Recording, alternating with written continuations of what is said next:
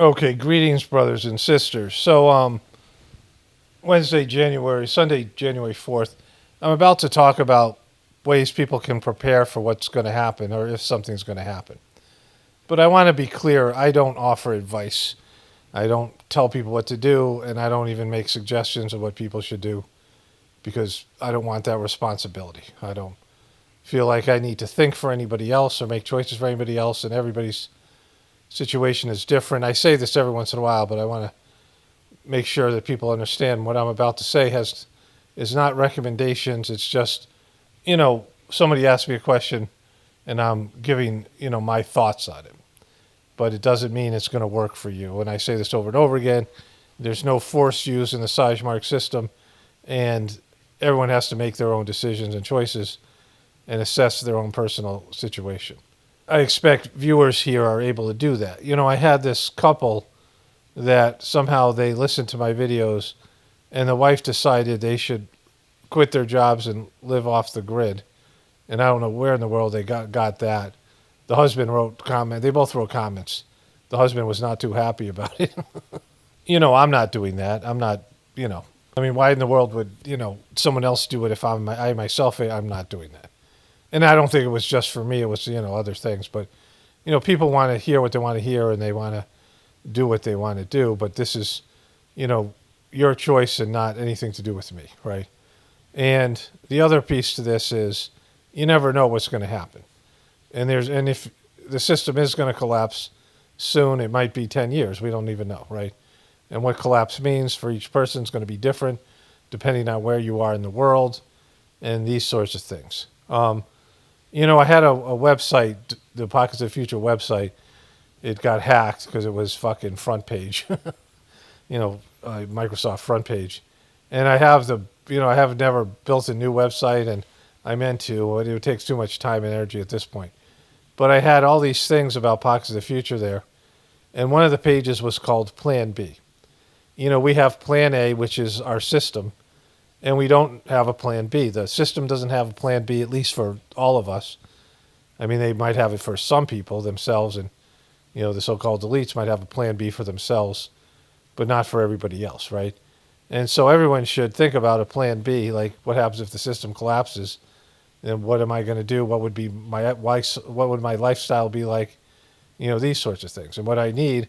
And it was a pretty extensive page, water and these other things that I'm going to talk about here, and then the other things that are more attitudinal, in terms of goals and internal process, which is what I stress most of all in this upcoming voiceover about it.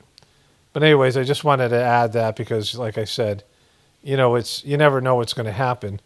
And just because there's these prophecies and whispers of the brighter world, or I and other people are talking about it, it looks like it's going to collapse.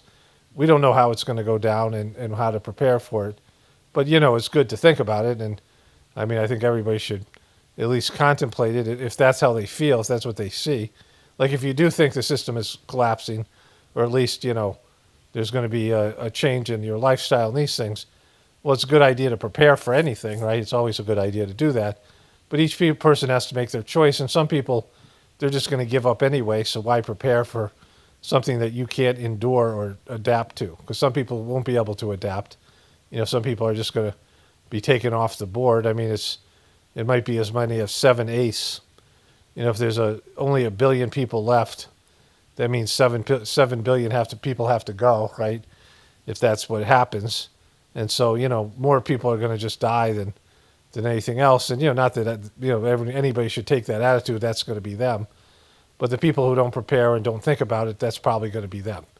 The NPCs and the people who are completely oblivious to all these things and have no skills and, they're just, they're half dead already.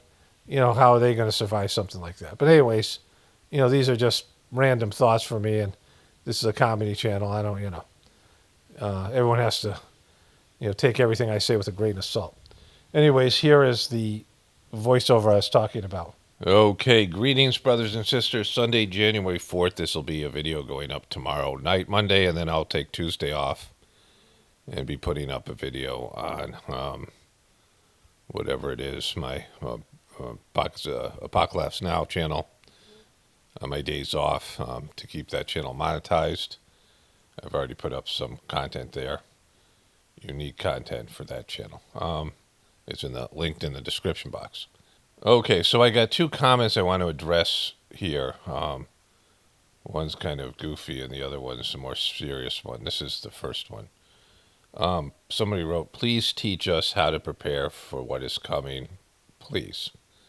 Well, since you said please twice, I must have mentioned something about that, like preparing people for what's coming. And so, I'm not the best person in terms of being a prepper. Like there's, lots of prepper channels out there, but I just wanted to give things I don't think you're going to hear anywhere else, and then just some bare basic stuff here about preparing for what's coming, if something is coming, right? So, and it's something that people can do, just in general. Like you should always realize that anything can change, everything can change in a moment. Like you could lose your family, like that happens to people. Their whole family dies in a car crash, like some crazy shit like that, right? Like stuff like that happens. So, people have to be able to reinvent themselves. I've had to reinvent myself multiple times during my life. And the first thing that I would say is that if the system collapses, then you have to have a reason to go on. You have to have some kind of purpose beyond this system. Like you could be a really successful person in this system and be somebody happy and, with the system. And the system gets taken away, and then all your goals, all your future plans, all your whatever it is will go out the window. You have nothing now. Everything that you were living for is gone. And so what's your purpose then, right? I mean, it should happen for every truther sort of organically when you realize the system isn't what you thought it was. And when that happens, then you have to, reinvent what your purpose is. What are your goals? Like when you don't have goals, you don't have a reason to get up every morning. You don't have something to look forward to. You don't feel like you have a purpose, right? So what's going to be your purpose when the system collapses? Why are you going to go on? Like, why are you going to, not just curl up in the fetal position, wait for the angels to take you away, right? Why are you going to keep on caring? A lot of people just check out and die without dying. They'll switch off like an NPC and go on auto mode until it's the system no longer is going to carry them. And then they'll just, whatever will happen, they'll die some way or another, right? Just being careless, reckless, whatever. If they don't commit suicide, it'll be something like that. So the first thing would be a spiritual purpose. If you have a spiritual purpose, that goes beyond anything in any material system. If your purpose is to merge back into the source, it would have Laya Vasta, where you merge back into God. Like that's, like it's a goal that you have from life to life. It's a soul goal. It's what your soul, you have to find out what your soul's purpose is, and it's that, right? Your soul is returning to the source. You have an individuality. You have an individual soul that is divine. It's divine in its nature. It's you in your purest form, and that is looking to return to its original home, right? Its source. Its journey back to the source. And so that's everyone's spiritual purpose. And so when you click into that, and of course the gratefulness meditation, that's what the system is 100% there for. The Saj Marg meditation that I do. It's linked in the description box like that. That helps people return to the source by, going inward and focusing on that. There's a great Master Charji, the third master of Saj Marks, used to tell these great stories and parables. He just had like so many of them. And one of the ones he told was that there was a kingdom where, again, this is just, something that didn't exist, but is an example. There's a kingdom that, they went through all these shitty kings, so they would make somebody a king for a year, and the king would then be banished to the other side of the river of the kingdom and never could return. So, because everybody gets power hungry. So every year they would have a new king. And this one king, all the other kings would just indulge. They would jump into you know, the hedonistic end of things and just indulge. And they would party for a year, and then they would be banished. They'd have one good year of pleasure and hedonism. Now, who's to say that's a good year? But this king instead built a better kingdom on the other side of the river. And then when he left when he was taken to when he was banished, he went to his new kingdom and he ruled there. And so, this is just supposed to be like I don't know, is it an allegory? I'm not sure what you would call this story, but it's for the spiritual.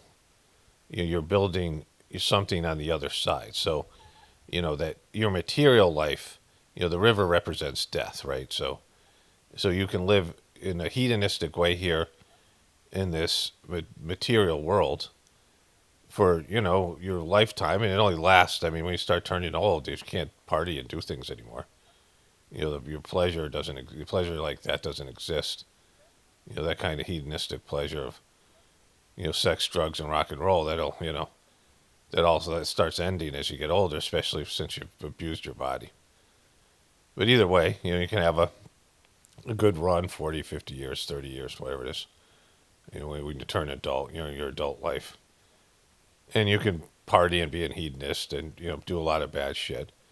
But you're creating, these samskaras and these things that you're taking with you, right? Your spiritual, the spiritual consequences and impressions from your bad behavior. And then you die and you're fucked. You're like, you have to come back and pay for all that shit in a future life. You're screwing yourself over in the future. You look at Trump. I saw a video came up. They were partying with ice sculptors and shit in his Mar-a-Lago. These rich people who they don't enjoy things anymore. Like, people cease to enjoy things. Things are pleasurable until you build up it's just oh-hum. It's just, whatever it is. It just becomes normal, and then people are still indulging without enjoying, and they don't know what else to do, right? So, like, this is what's happening with all these rich people. You see, they're not happy. They're not, they have all this pleasure. They have these multiple, lavish places that they go. All these things, multiple, lavish homes, multiple lifestyles, partying. These things, being around other famous and rich people, and they're all miserable fucks, right? I've been covering this for years, and I can speak to it that you can see these are not happy people, the people with money and power, right? So that's not the goal of life. If the goal of life was the American dream, to be rich and famous, then why are all the people who are rich and famous miserable? Why are they more miserable than they were before? And they reached their goals, they're successful. They had goals and they're successful, and they, it's not it, right? You can't look at these people and say, oh yeah, this is the pinnacle of human experience. This is the goal, right?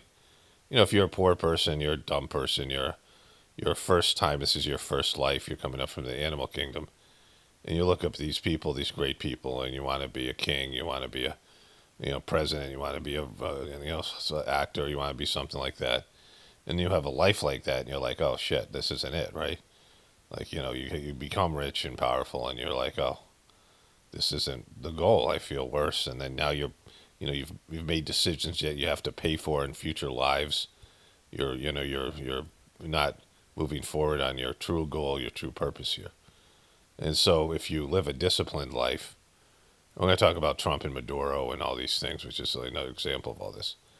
But if you live a disciplined life where you do what your soul needs you to do, and you do what you're supposed to do, and you abstain from, overindulgence, and you do all these types of behaviors that will lead towards your spiritual evolution, then when you cross over the river, you die, you have something better. And so this metaphor can also be used for the apocalypse. Like, what do you have in this life that you can carry over to the next life? So the spirituality is the number one. You have to have a spiritual goal. You have to have a spiritual purpose. You have to have connection with your soul, and you have to have some, not having goals. When I didn't have goals in my life, I was miserable. I was depressed. Just reason to get up. Some purpose. You don't have a purpose. You don't have some service you're providing. You don't have something that you're doing. You feel like shit, and it happens to people when they retire. They think they're going to play golf. My dad, he sucked at golf when he was like young, and he thought he was going to play golf. He sucked at it. He played golf like once or twice a week, and that was he really didn't have any friends, and didn't have anything, and he couldn't wait to retire. But when he retired, he fell apart physically. You don't have a purpose. No, none of my, I have three older sisters and an older brother, and none of us would go to him with a problem or have a conversation with him because he was a narcissistic loser. Just somebody with he lived a failed life. He didn't have anything to offer anybody, and just nothing. And so like he just fell apart. Like lots of people, they retire, they fall apart, they start drinking, going to the early bird special, eating dinner at 4 o'clock, and having a good drink or two. Like their liver doesn't work anymore, and they sit around talking about shit. Like whatever it might be with other old people. They go to these retirement homes, and what's their purpose, right? They had a whole life to live, and they have there's nobody out there who wants to listen to them, or they don't have anything to offer. The younger generation prepare like the way old people's lives are set up now. Their family doesn't want really anything to do with them in most cases. Occasional visits, and there's no anything. So you have to have the spiritual purpose, but you also have to have material purpose. And I've built now like 4 different homesteads over the years, and I have homesteading abilities. Of course, this one, my wife and I will retire. My wife's been, you know, did farming before we were together, did gardening and was raising chickens, and she's really into it like I am, and it's like how we spend our free time. Really enjoy those things. My wife has, learned how to do tinctures and, these herbal tinctures and things like that, and we'll be doing more like drying food and canning foods, and as we move forward, we have more time for it. Like it's kind of what we prefer to do in terms of like other things that we're doing in our life right now. And so like it's something to look forward to, like things that we like to do now, being outside, people who farm and are, working every day with livestock and growing food and just doing the maintenance of a farm. You have a purpose. Like we'll do that till we die. Like people, farmers who go out and die in the field, it's a great thing. You live a good, wholesome life, and you're out there in the sun getting vitamin D and fresh air, if such things exist, right? So it's like, having that, right? Like having, again, we might have some kind of scorched earth, radioactive, a post-apocalyptic nightmare to deal with. So like, who's like, that's, circumstances are circumstances, but, farming is something we both look forward to in retirement or, in a apocalyptic situation, So, doing those things. So that's, people have to find a reason, like a reason outside this system to exist. And, spirituality, number one. The other thing is you have to be somebody who God wants around. Like, you have to have some, and not, God doesn't have a mind, right? But like the divinity within you and the divine consciousness. When you serve God, then you are necessary, right? You have a purpose, right? You're contributing to the overall whatever it is. So like if you're doing the right thing in terms of service and you're participating and you're contributing, you have a role to play like everybody does in the divine system. If you embrace that, then you're part of the solution, right? You're part of the system. And when you're fighting that, then you have no purpose. Like if you have these species, I've often talked about. I saw this special, like some nature show, and these hummingbirds, and we love hummingbirds. They're cool. But these hummingbirds were drilling in the side of the flower instead of pollinating it from the flower itself, and they were sucking the nectar out, but the flower would die, and so the flower wouldn't seed itself, and the flower wouldn't produce more flowers. So the hummingbird was literally killing its own food by subverting the process, by stealing the nectar, without pollinating. Its job is to pollinate the flowers, right? it's given the gift of the nectar from the flower so that the flower species can be be pollinated and proliferate, right? It's proliferating the flower species, and it gives it more food. Then the flowers spread, and there's more food, and there's more flower, whatever. And so when you start stealing the nectar without doing your job and doing these things, then you become a parasite. You're no longer contributing. And if there are creatures out there that are species that end up subverting their purpose and having a negative purpose, then they are willed out of existence, right? They go extinct. They have no purpose. And humans are like at the cusp of that. We're getting closer and closer to having just being like, all right, this is a failed species. We are. This is why put more. Why throw good money after bad money, right? Like people could easily be wiped out. So all creatures are, in a way, petitioning God to continue their existence, right? By serving God and doing something for the divine system. And so, people who do that. There's also this saint that I heard about in the Sajmark system, like just again probably not a non-existent, but a person who was just a complete dumbass, like just incompetent person, but had blind faith, like had just the strongest possible faith in God, and God would have to like create a road in front of the person so that that the person wouldn't walk over a cliff, just like God was just person who couldn't function but was so faithful to God that God took care of the divine faith in God was so much so that the person could just bumble their way through life, but always thinking about God and always being faithful and radiating God, love for God and faith for God and these things. So these are some of the ways that people can find can become useful to God, become necessary, become contributors, and then there's some like divine backing for your future existence, and then you have to have purpose in these things, right? And so, like some of the practical things are, you're going to need water.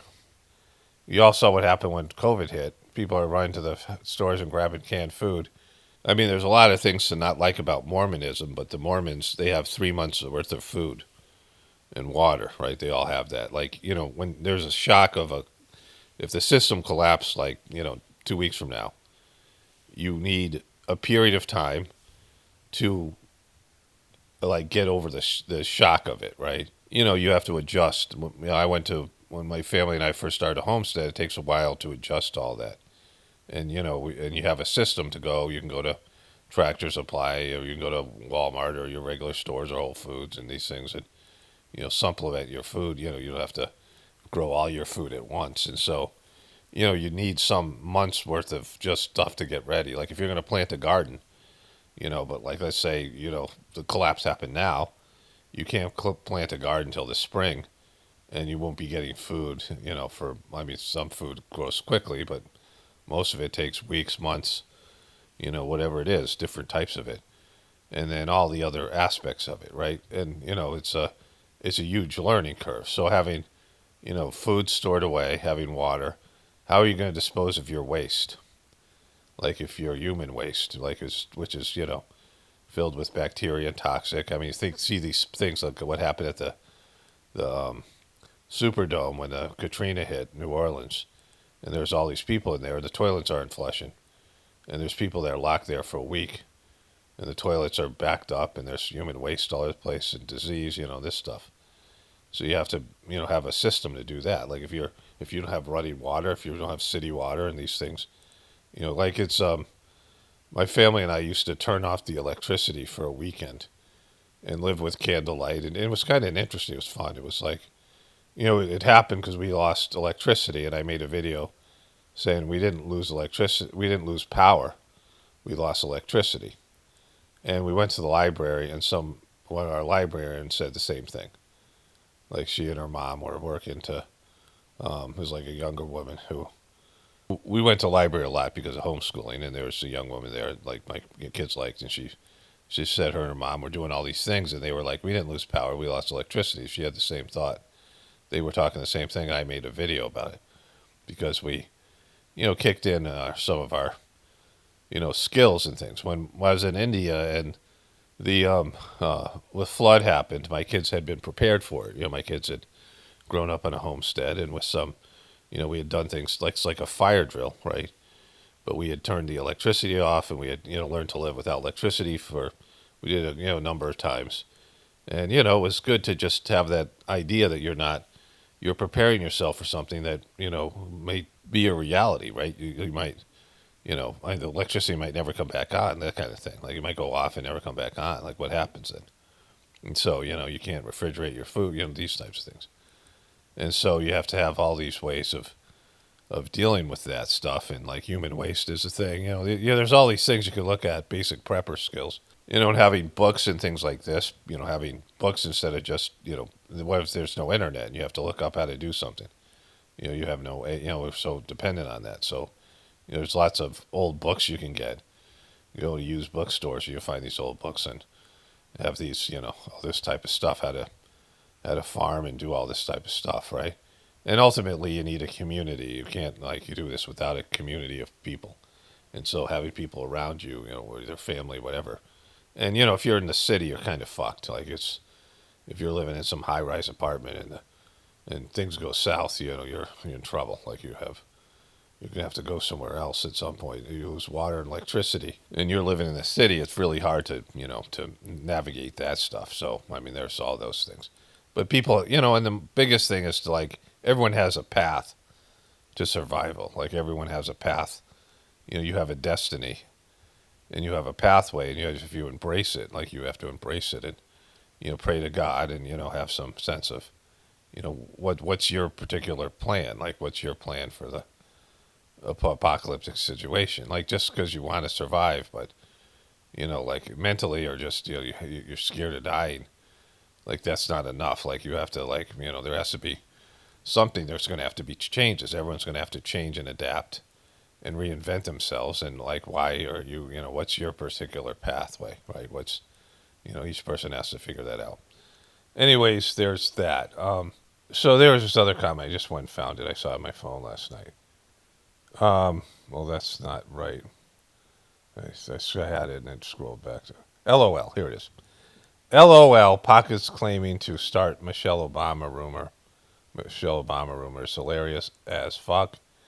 It might be true. Well, it is true. Why would I claim that? Like, if you understand, who I am as a person, these things, why would I claim that if it wasn't true, right? So, what they're talking about is, I made a video called 95% chance that Michelle Obama, Serena Williams, and Jennifer Aniston are men.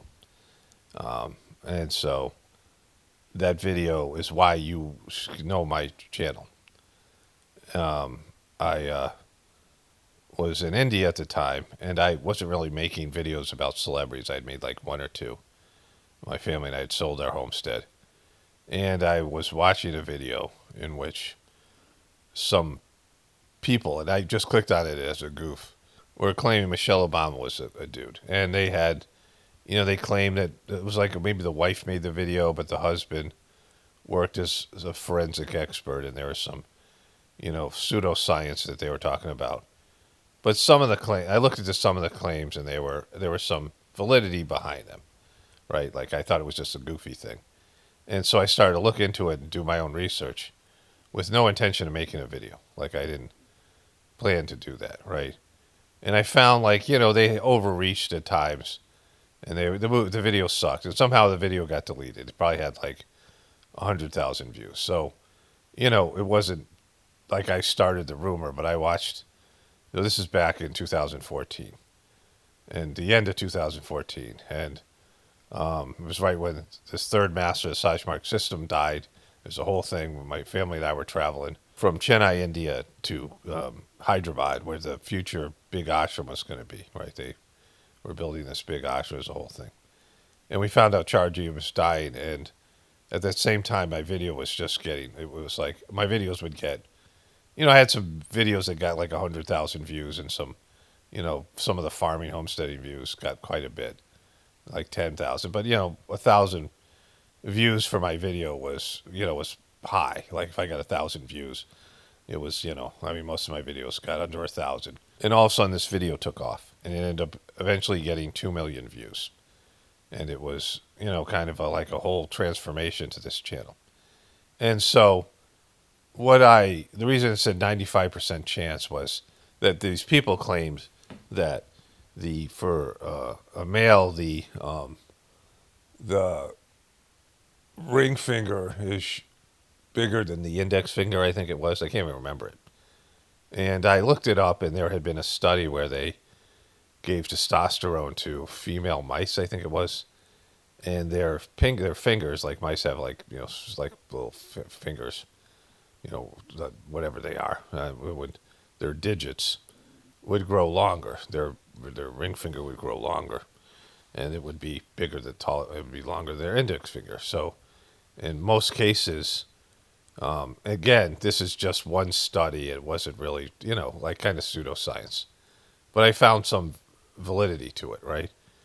And the reason I included Jennifer Aniston, I had made really one celebrity video, and it was like a kind of Illuminati thing, and it was a Jennifer Aniston movie called Picture Perfect, and she wore this skull ring and this weird. She was like an advertising executive. It was a really goofy movie, and I ended up rewatching it like some years later, and even found more stuff in it. But like, so it was my one celebrity movie, and I noticed I'm like, she has hands like a man, and so she was also included in that video. Now, a lot of the video was overreaching, and I wouldn't republish it the way it was. But it got so many views, and it contributed to this, years later, there became this trend. There's this guy called, I think, Mr. E, and he'd make a video he'd show a picture of a celebrity woman and go, look at those hands. It's a man. Look at those shoulders. That's a man. Totally not like just, like it's just whatever it was, right? And then there became the whole trans investigation. When I made these videos, there was no Caitlyn Jenner. There was none of that shit. And the second video that I made was a follow-up video. This Dave Chappelle went on Oprah Winfrey and claimed all black men had to put on a dress. And he was told to put on a dress and he wouldn't do it. But it turned out he did do it for a Mel Brooks movie. Or, Robin Hood, some kind of movie. He dressed up as a maiden. So he'd already done it, but he didn't leave that part in. But he said it was like a rite of passage. But when I started to look into it, I found all celebrities, not just black actors, all male celebrities, white celebrities, Brad Pitt, George Clooney. The list goes on and on. I put some of the photos up here. Like I have and so I still have some of these things there. But that all these male celebrities had to put on a dress. John Wayne had to wear a boa, like John fucking Wayne, right? Like they just made them all wear dresses. It was a thing. It was some kind of ritual. There's Freemasonic ties to it. And that was factual. Like there's, if you look up these celebrities, these famous A-list celebrities. So I made A-list celebrity men actors had to put on dresses. So that video got, I think like 500,000 or 1 million views. And so those were my two videos that affected this whole thing. And then, of course, Caitlyn Jenner came out. But the way that it got dumbed down, and my videos themselves, the videos I would make if I'm not going to because I don't care about this stuff now, obviously. But, and it's kind of, it's all showed you what's happened with, what happened later on with this, this movement. But I was covering this movement, where we're spending government funding to learn how to make men pregnant. Like there was all this money that was into this stuff, right? They're clearly obsessed with this stuff, right? We now know it's that part. So that part's all true. I mean, this is like 11 years ago, 10 years ago, 11 years ago now.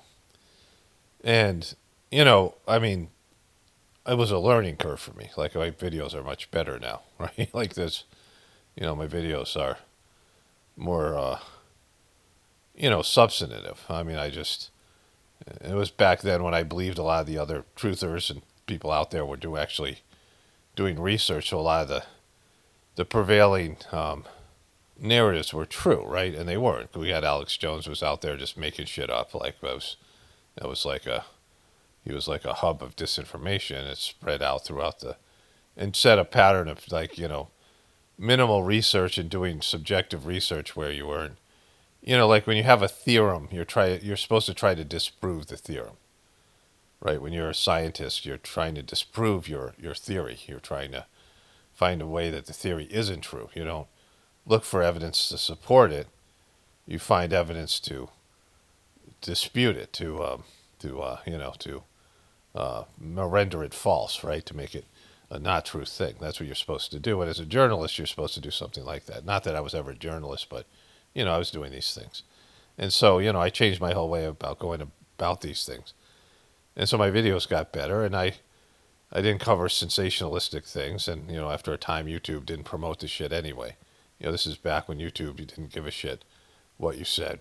Like, they didn't care as long as there was an audience for it. I don't know why the people who made the original video, why their channel got taken away. But, there's truth about it, but there's just stuff that, can't be proven. And so I don't know what I think about Michelle Obama now or any of these people. But they, at the very least, they are manly, right? They're manly. They have, characteristics and qualities that make them more, look like dudes than not, right? So there's that. But, why would I say that? Like, let me reread this comment again. You have to pull it up. It keeps on moving. Here it is. LOL Pockets claiming to start the Michelle Obama rumor is hilarious as fuck. It might be true. Again, I won't say something that isn't true. I mean, I starting it is maybe not completely accurate. There were some people who were, whatever that was. But, like, my video was the one that made it kind of a, like it was 2 million, it got 2 million views, right? 2 million plus views, so I don't even know. And then there was follow-up videos I made, a bunch of them, right? I mean, there was a period of time where that's what I covered. And then I was like, I saw what happened with it. And, and it was, some of my stuff was stupid or just not, like I wouldn't publish that same, I would be embarrassed to publish that same video now, right? Like I would redo it in a completely different way. And I wouldn't even do it because I just lost interest in that kind of stuff. And YouTube wouldn't promote it, so it'd be just a waste of my time, right? But like that's just I don't have any energy or enthusiasm to make those kind of videos anymore. But back then I did, and that whole genre became so stupid, and it's just everything else. And I realized like things just get dumbed down. I mean, I had whole it was a learning experience for me, that period of the YouTube channel taking off. That's when I got I used to get regularly videos that got 200,000 plus views.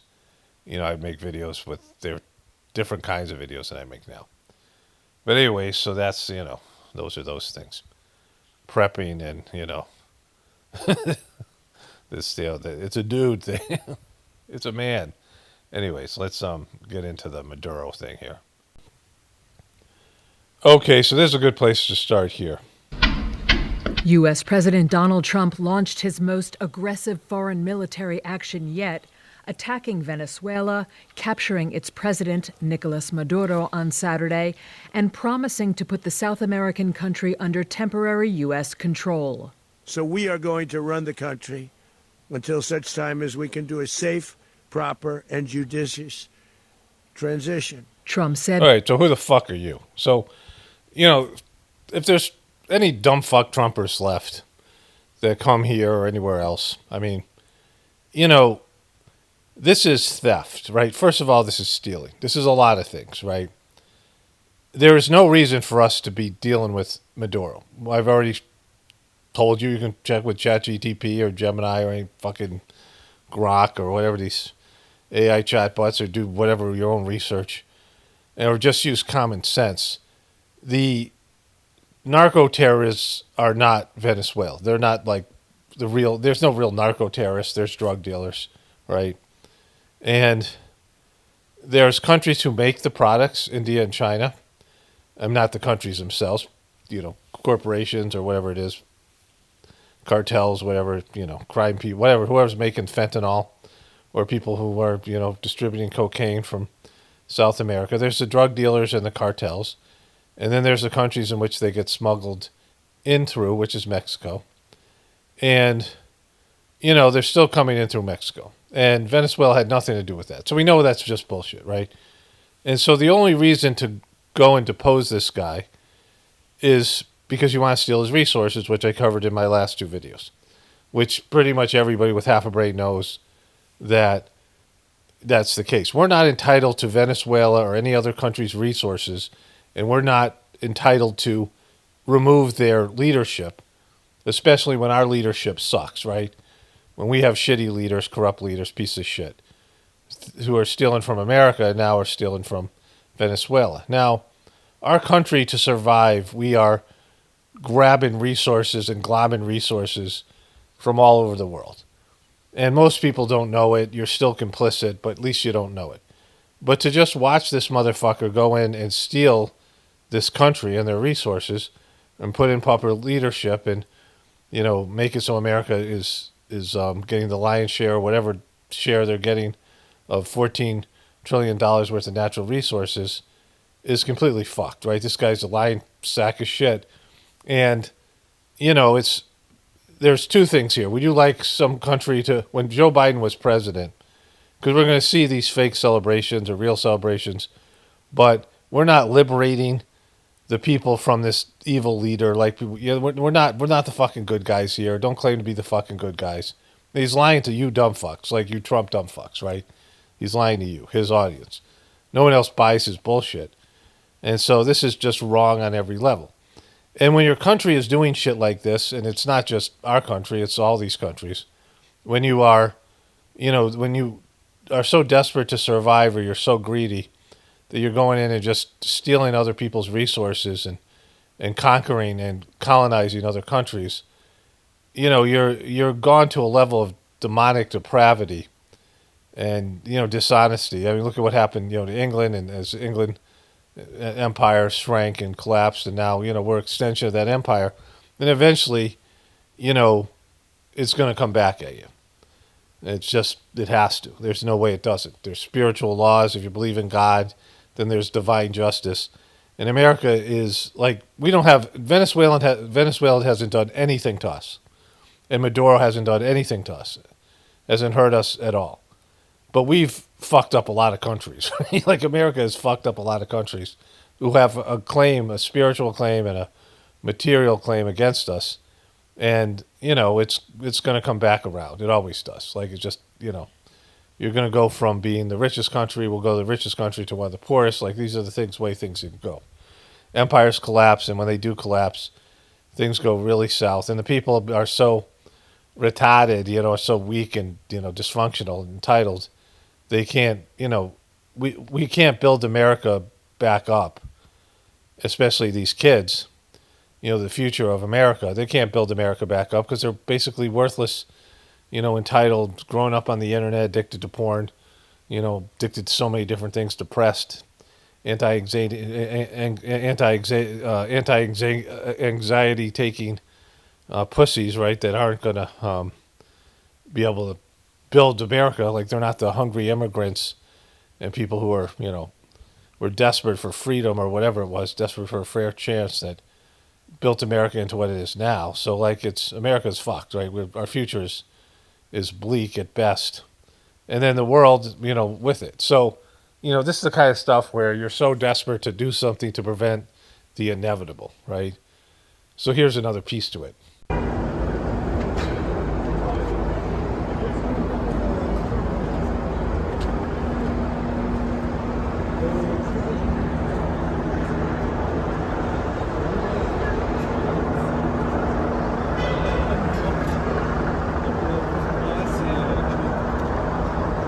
Okay, so Nicolas Maduro arrives at DEA office in Manhattan to be processed. I thought this was going to be actually just more than cars driving by. But he's going to be processed and tried in New York City. Manhattan, it looks like. For what? Why Manhattan? Like, wouldn't it be one of the states like Texas or one of these states where that had access to the Gulf of Mexico, where his so-called narco terrorist boats made that huge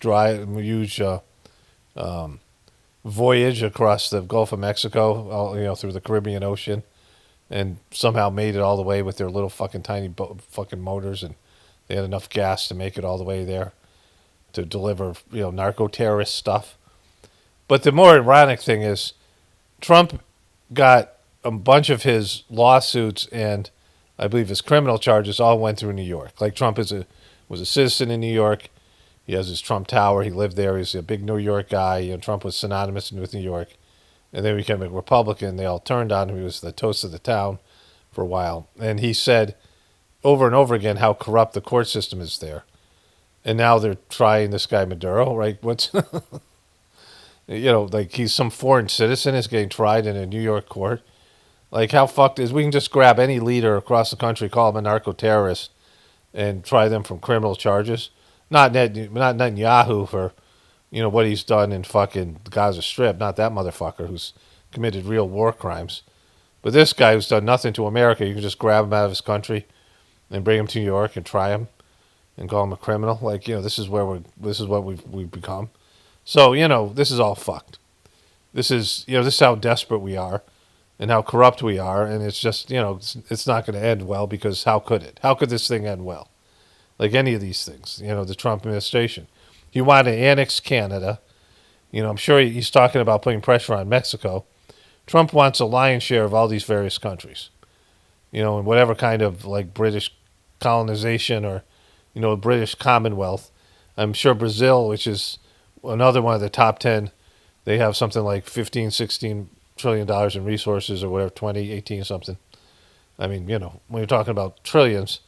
And so, an economy that's collapsing and a country that's collapsing, this is the last recourse. And it's just a matter of how the other countries around the world react to this. Because Trump is just clearly going to try to bully his way until somebody stops him, right? He's like the ultimate bully.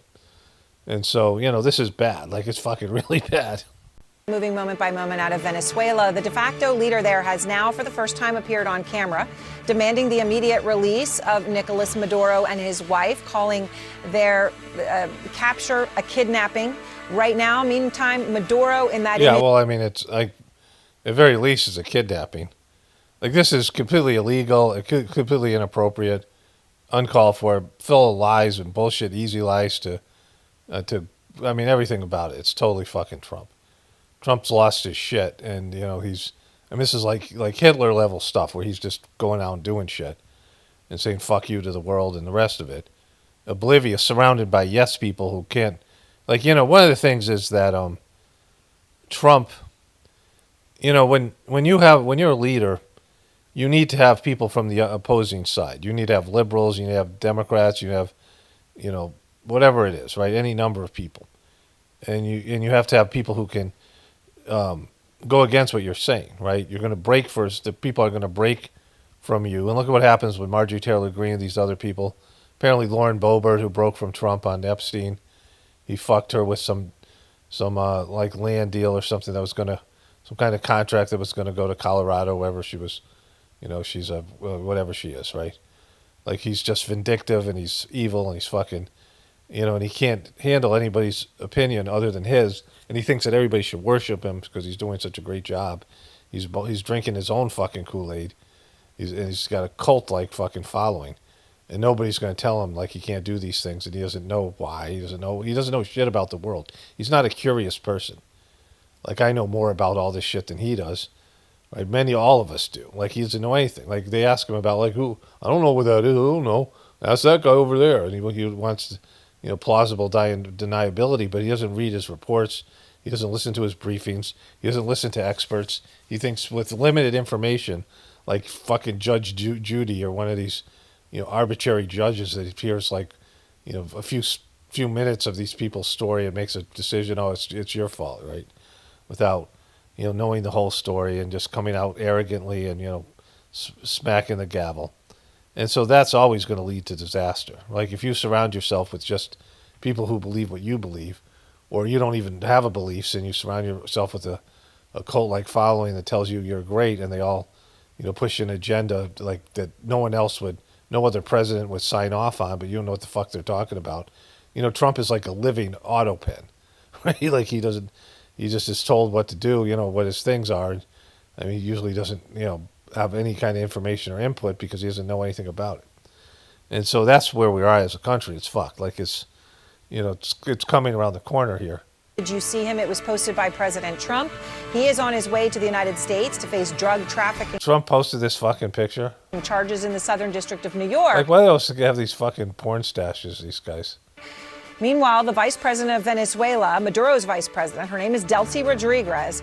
She just spoke. We got the audio. Why is there a variation on Rodriguez, right? Audio in now. I want to play for you what she just said to Trump. We demand the immediate release of President Nicolas Maduro and his wife, the only president of the Bolivarian Republic of Venezuela. Coming out against... Okay, so Trump's really going to listen. Trump. And that is extremely significant, not just because she saw what happened hours ago to the guy on top of her, but also because President... What happened hours ago to the guy that was on top of her? Bro, what's happening, bro? Trump, about 2 hours before that video came out, said that Delcy Rodriguez was on board with the U.S. plan. He said that she was willing to do whatever is necessary to, in his words, make Venezuela great again, and that she was doing what he wanted. Here he is. Who's going to take over? I mean, there is nobody to take over. You have a vice president who's been appointed by Maduro. And right now she's the vice president, and she's, I guess, the president. She was sworn as president just a little while ago. She had a long conversation with Marko, and she said, we'll do whatever you need. I think she was quite gracious, but she really doesn't have a choice. Doesn't have a fucking choice. All right. I don't want to go back in that press conference, but at some point I have to. I don't know if I'll do it today. Okay, we'll do whatever you need. She said to Marco Rubio, and that she really doesn't have a choice. And she just said, this is a kidnapping and send him back, and essentially thumbing her nose. So, fuck you guys. I think you all suck. What about the guy on top of her? All right, let's go to this other thing.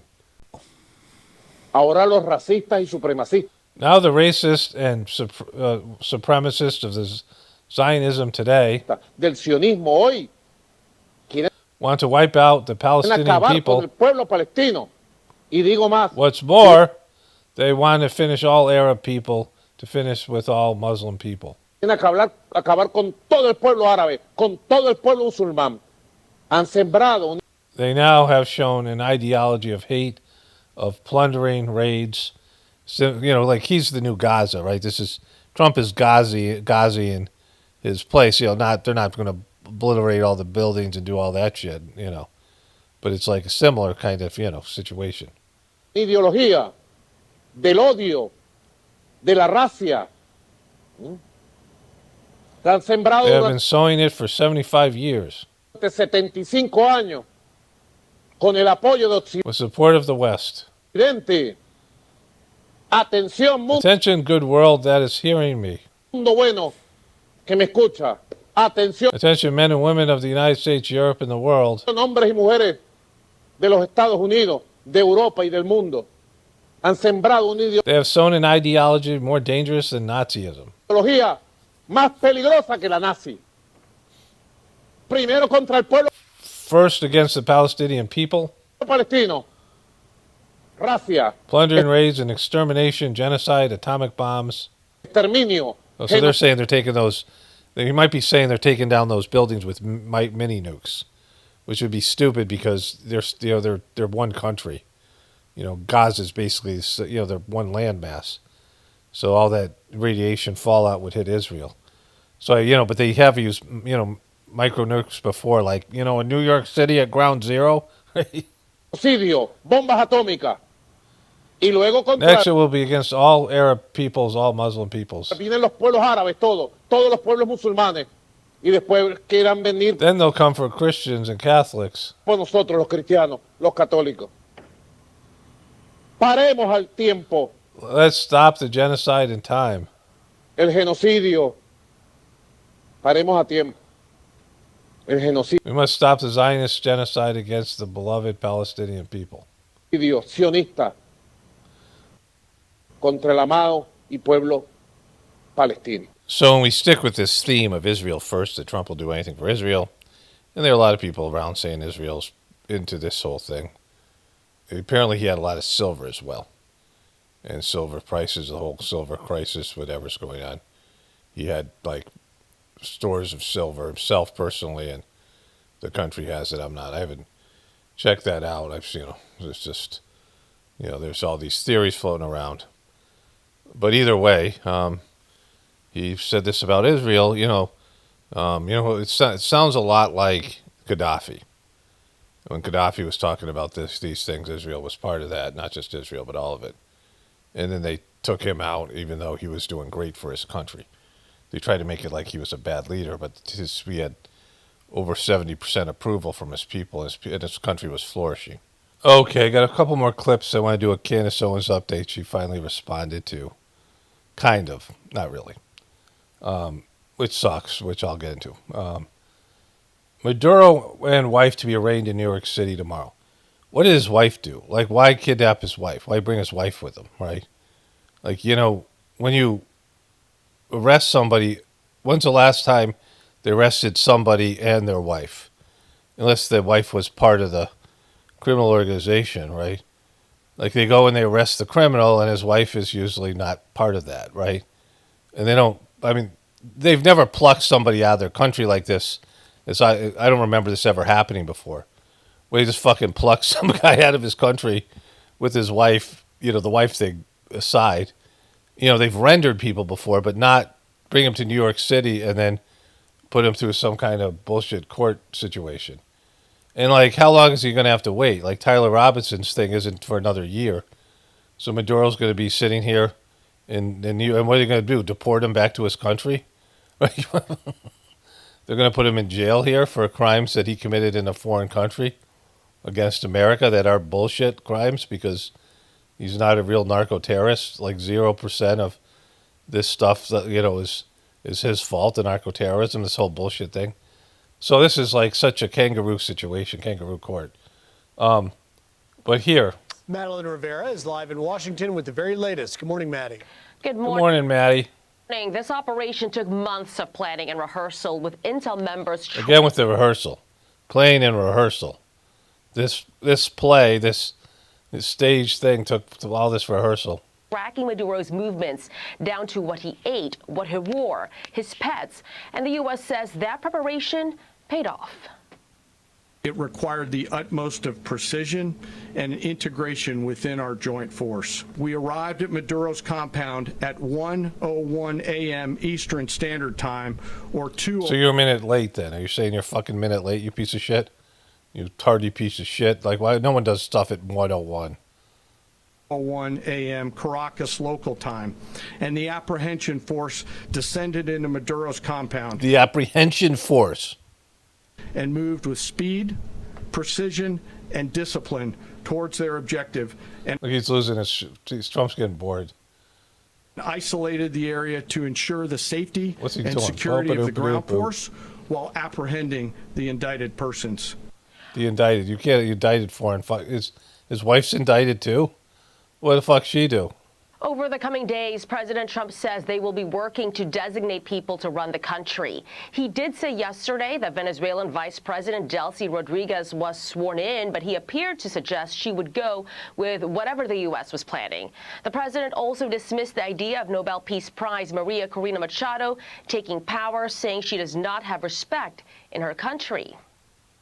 We're going to run the country until such time as we can do a safe, proper, and judicious transition. So we don't want to be involved with having somebody else get in, and we have the same situation that we had for the last long period of years. You're not a slave owner, bitch. Like, you don't believe in democracy at all, right? So you think you just go in and do regime change. Now, regime change doesn't work, which we fucking should all know. In fact, I think I got a clip here. I'll go to that next. some generals saying every time we've done regime change, it's gotten worse. Regime change happened in Iraq, which is a mess. Libya, that's a mess. Iran years ago, like every country that we've done regime change, we've probably done regime change before in Venezuela, but not like this, right? Not where they pluck the leader out and then just say we're taking control of the country. You can't say shit like this. The people of Venezuela should decide who their leader is. And again, they're not fucking a threat to America. There's nothing that they're doing to go to war with America. They don't have the capabilities for that. They're not a fucking threat. They're not sending terrorists over. They're not. There's no narco-terrorism. This is all bullshit. You're glomming their resources, and so you want to put somebody in that's going to allow America to pilfer their resources in whatever way, shape, or form, and not be a part of this. Russia and China, these people glomming onto the country, and being a threat to America through, an economic threat as America's economy implodes. But either way, it's not your decision. Like, you can't just say we're going to decide who fucking the leader is in Venezuela. Well, we don't want to be in this situation again. We got to put a good puppet in there. That never has worked. It always has disastrous effects. But this guy doesn't know history. He doesn't know shit, right? He's a fucking dumbass. Want peace, liberty, and justice for the great people of Venezuela. The Maduros are facing 4 federal counts: narco-terrorism conspiracy, cocaine importation conspiracy, possession of machine guns and destructive devices. What? These guys can't have guns in their own country? In their own country. And conspiracy to possess machine guns and destructive devices. But this could have... Against the U.S.? They're not allowed to bear arms in Venezuela? They don't have the Second Amendment? Like, just Attorney General Pam Bondi, this kind of bullshit, like, it's just fucking silly. Narco-terrorism conspiracy? What, they were sending fucking fentanyl in these boats? Is that their fucking bullshit story? And like, fuck, like, this is Fox fucking News. Like, this is how retarded Fox News is. Repercussions outside of Venezuela. Secretary of State Marco Rubio is putting Venezuela's allies like Cuba on notice. When the president speaks, you should take him seriously. Suffice it to say, Cuba is a disaster. It's run by incompetent. Yeah, that's not fucking, what happened to America first? He's already talking shit about Mexico. They wanted to fucking buy Greenland. They wanted to annex Canada. They're changing fucking regime change now in Venezuela. I mean, at some point, somebody's got to say fucking fuck you. Like China or Russia or both or whatever. Like, at some point, Trump isn't going to be allowed to continue going. There's going to be backlash. You can't just go fucking country by country and start plucking out leaders, right? Like, it's just, their leadership's a disaster. Yeah, all right, but that's their fucking leadership. That's their country. Our leadership is a disaster. Can aliens come down and just pluck fucking Trump up and put in some fucking alien puppeted leader? Would you like that? Like, it's just, you don't, anything that you do to somebody else can be done to you. Anything America does to these other countries can be done to America and will. It's just inevitable. Like, this is, the law, spiritual laws. Like, everything that you do wrong, it comes back to you. It's just, I mean, it's and other than that, and it's embarrassing. You can't talk like this. They've lost their shit over there. They think that they're fucking all powerful. Like, this is, you have like a god complex here. This is where you lose your shit. Like, this is where America's like going to crater in ways that we can't even comprehend. It's bad. Like, it wasn't like Biden was some great leader, but Jesus Christ. Senile men, and in some cases, not senile, but incompetent nonetheless. It has no economy. It's in total collapse. Yeah, look, if I lived in Havana and I was in the government, I'd be concerned. Jesus Christ. All right.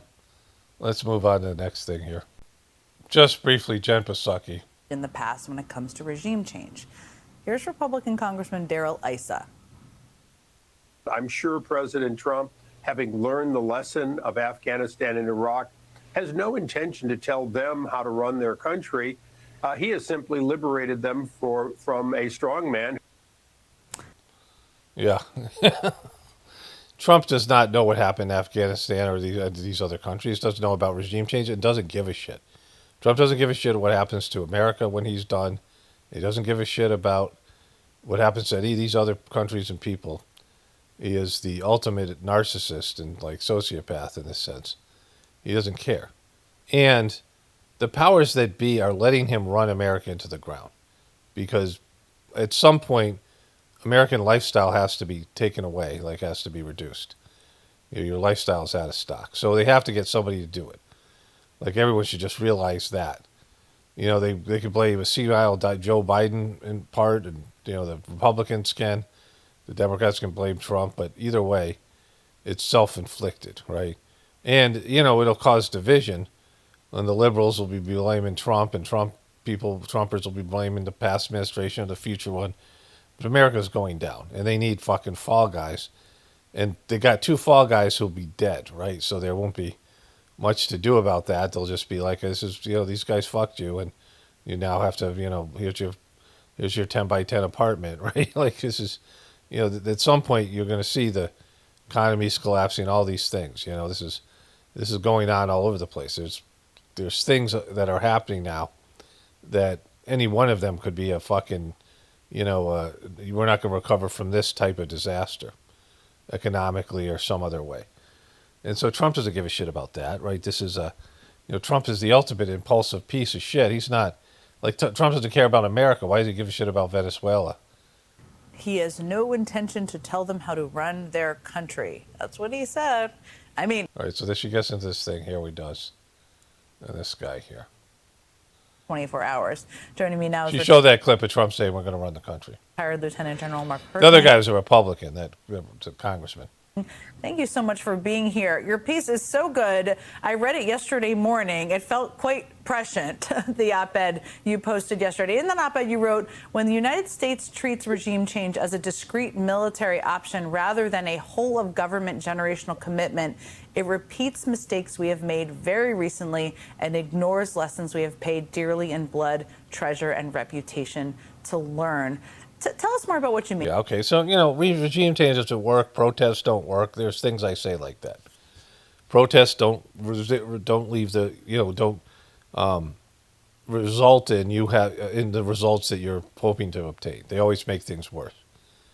And if the ultimate protests where you overthrow the government, like if that's successful, then you're fucked. Like you're way worse off than even your shitty government.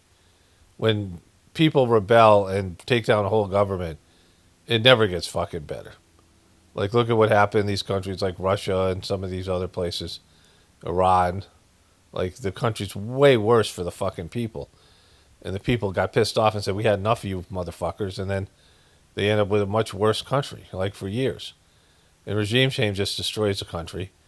Because, you can't get people to buy into something when you are imposing it from the outside. And so there's just, this has nothing to do with any of those things other than them just stealing resources. This is full-out robbery. All right, one more thing to show you here. Then I'm going to have to go to that press conference. I don't want to do it right now, maybe later today.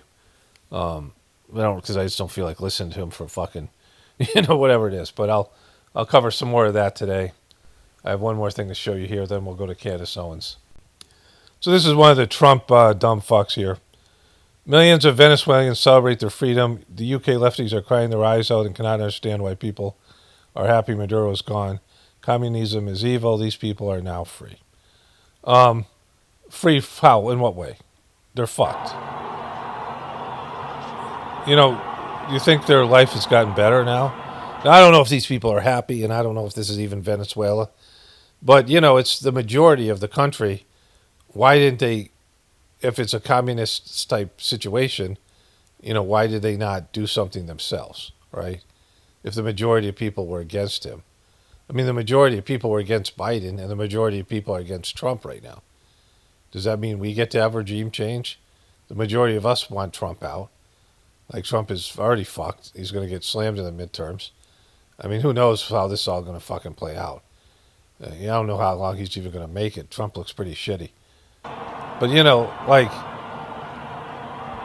even if there's some happy people, they're not going to be happy for long. Like, what do they think is going to happen? Santa Claus is going to put a part of the, all of a sudden their lifestyle is going to get better. They ain't getting better. These fucking things aren't going to get better there. And so you don't give a shit about these people, and neither does Trump. So this is, this is just how retarded the right wing Trumpers are. At some point, you got to realize. I mean, the guy's he's complicit on Epstein. He wants martial law. He's doing everything but America first, and they're talking about Cuba and Mexico now. Like fucking, this isn't stopping here. All right, so let's go to Candace Owens, and I'll go back and do the press conference. And if there's any more little clips, this is still early. This isn't going to go up till tomorrow night, and so let's do that. Okay, so Candace Owens has got some Mitch problems that she's tweeted about and is going to address tomorrow. I have that. I'm going to end the video with that, and then I'll probably wait till tomorrow. This video isn't going to go up till Tuesday. So I have all day tomorrow to deal with all that stuff. So this video will be basically done. I'll edit it, and then I'll wait for whatever she says. This is a long video, and then this is going to be a whole bunch of stuff to be unpacked later. So I want to show you a little bit of Trump's press conference, but mostly I want to show you this. Fucking little Marco Rubio. He just incriminates the shit out of them. It doesn't really matter. Well, I don't have much to add to what you've heard now, other than the following points. Nicolas Maduro was indicted in 2020 in the United States. He is not the legitimate president of Venezuela. That's not just us saying it. The first Trump administration, the Biden administration. Okay, so it doesn't matter whether Americans say he is. He was a fucking president of, Trump said Biden wasn't a legitimate president. Trump still maintains that Biden was never lawfully elected, right? So who gives a shit if you guys, I don't know anything about Maduro in Venezuela, but I know whatever the current administration, the past administrations, the American media are saying is bullshit, because it's clearly is. I'm not thinking this is some great guy. The only thing is, he could become a billionaire if he just played ball, right? And they're going to say that here. Second Trump administration, none of those three recognized him. He's not recognized by the European Union and multiple countries around the world. Yeah, and Israel, because he slams Israel, which we all saw, right? He hammers the shit out of Israel, so that might have something to fucking do it. You shackled up motherfuckers, right? He is a fugitive of American justice. With fugitive of American justice. Okay, remember he said that, fugitive of American justice. $50 million reward. How much reward? Let's go back here. He is a fugitive of American justice with a $50 million reward, which I guess we saved $50 million. And, good for you. Put that in Doge, you fucking money-saving motherfuckers. Make sure. Yeah, exactly. But don't let anybody claim it.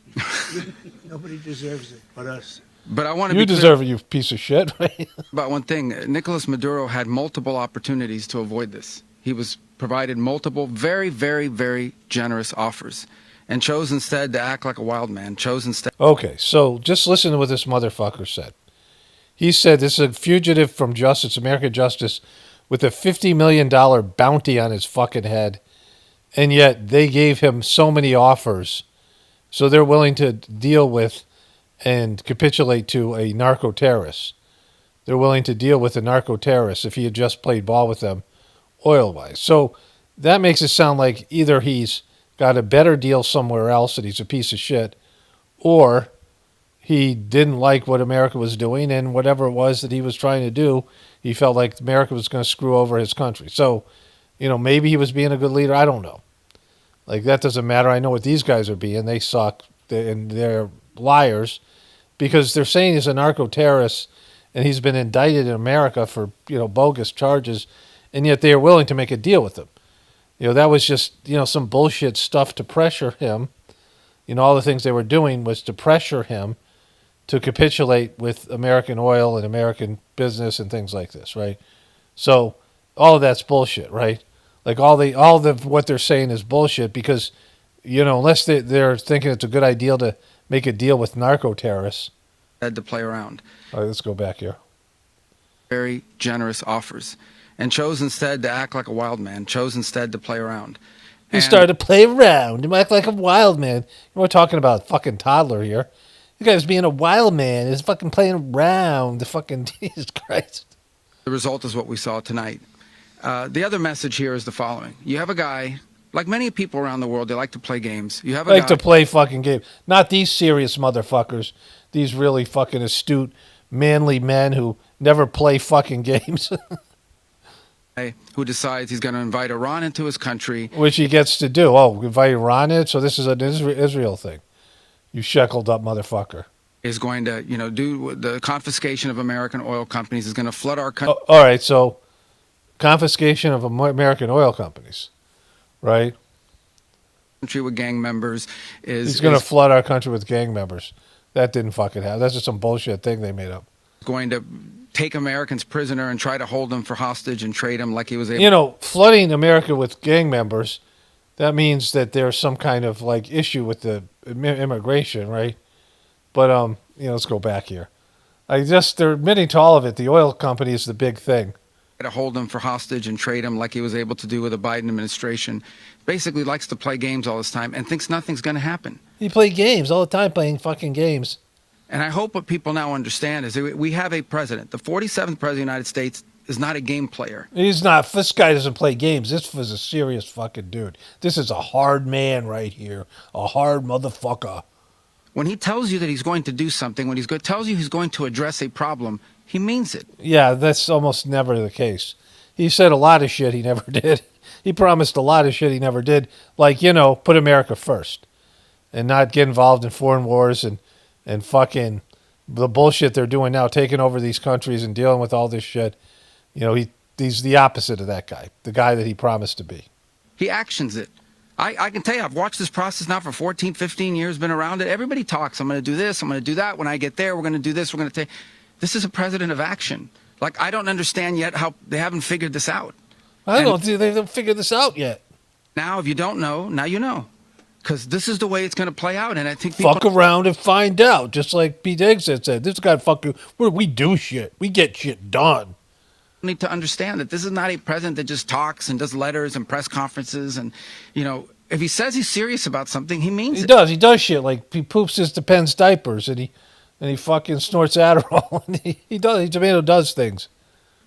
And this is something that was a direct threat to the national interest of the United States, and the president addressed it. No, it wasn't. I mean, the interests of the United States. Direct threat to the interests of the United States. There it is right there.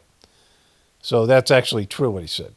Direct threats to the interests of the United States, which is oil, and the other things that are going on there business-wise, and strategic placement of China and, Russia had bases there, or Iran, these things. And then you have, them setting up camp there. So this is what this is about. This isn't about anything other than that shit, right? It isn't about fucking this guy being a criminal or narco-terrorist or any of the things that they're saying. Is about the resources that are there and American interests and really his interests. This is about putting Donald Trump first, putting Trump first. What's good for Trump? There's a president of peace, by the way. I told you what I just said earlier. This guy had multiple opportunities to find his way somewhere else and figure out another. He could have been living somewhere else right now, very happy, but instead he wanted to play big boy. And so now, He wanted to play big boy. Big boy. This motherfucker just said big boy. Let's revisit Donald Trump's name for him. I have a policy question for you, sir. Let's see if he answers it. I will. Don't worry about it. That was little Marco Rubio there. Don't worry about it. Don't worry about it, little Marco. I will. All right, well, let's hear big... Don't worry about little Marco. I will. Don't worry about it, little Marco. I will. All right, well, let's hear big Don. Donald. Don't worry about it, Don't worry about it, little Marco. Gentlemen, gentlemen. You ought to show up. Gentlemen, you got to do better than this. This guy has the number one. Mr. Trump, may I ask you, Mr. Trump, I'd like to ask you a policy question. Your proposed tax. So little Marco, I called him little Marco. That was his name for him. Said all the fucking time. They hate each other during this Trump's first run up for president, and then somehow Marco, started licking his taint and all this stuff. So let's revisit what he just said here. And figure out another. He could have been living somewhere else right now, very happy, but instead he wanted to play big boy. Big boy. So now, he's got other sets of problems on his hands. Big boy.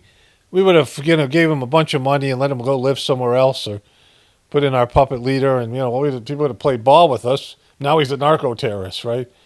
And so, I mock people all the time, and I try not to make it about like Marco Rubio being short, right? Like you're so much more to mock, right? Like they're who they are inside, who they are as people. Trump calls them Little Marco. Like this is George W. Bush calling all these reporters who are tall stretch. This is like what children do. These are like guys who are still, in 8th grade or high school or whatever emotionally.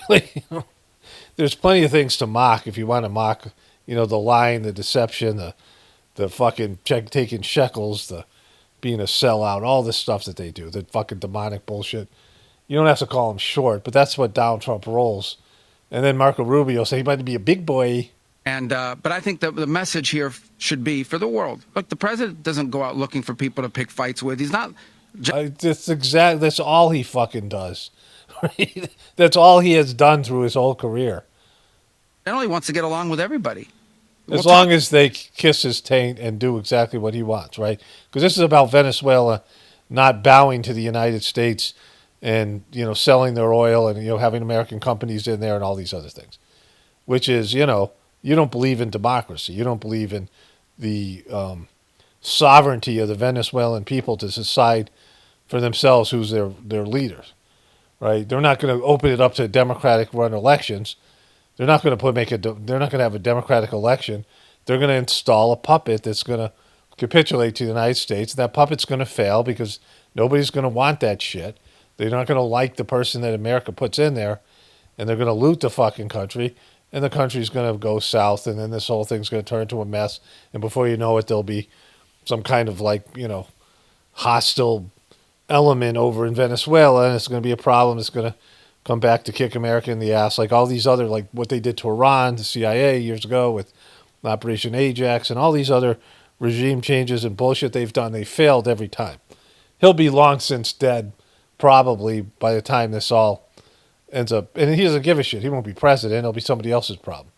Like he is just leaving a mess for every other president that follows him. I mean, he's just, destroying anything that was like reasonable about America and the Constitution. And the right-wing fucking dopes, these oath keepers, people who claim to love the Constitution, are cheering him on as he does it, right? You can meet with anybody, but don't play games.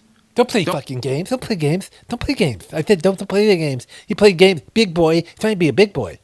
Don't play games with this president. Not this president. Don't play fucking this president. Because it's not going to turn out well. It's not going to turn out well. That's fucking not going to turn out well. This fucking president, you don't fucking play big boy. You play fucking big boy. Not this guy. Not fucking this guy over here. Let this guy shit in his pants.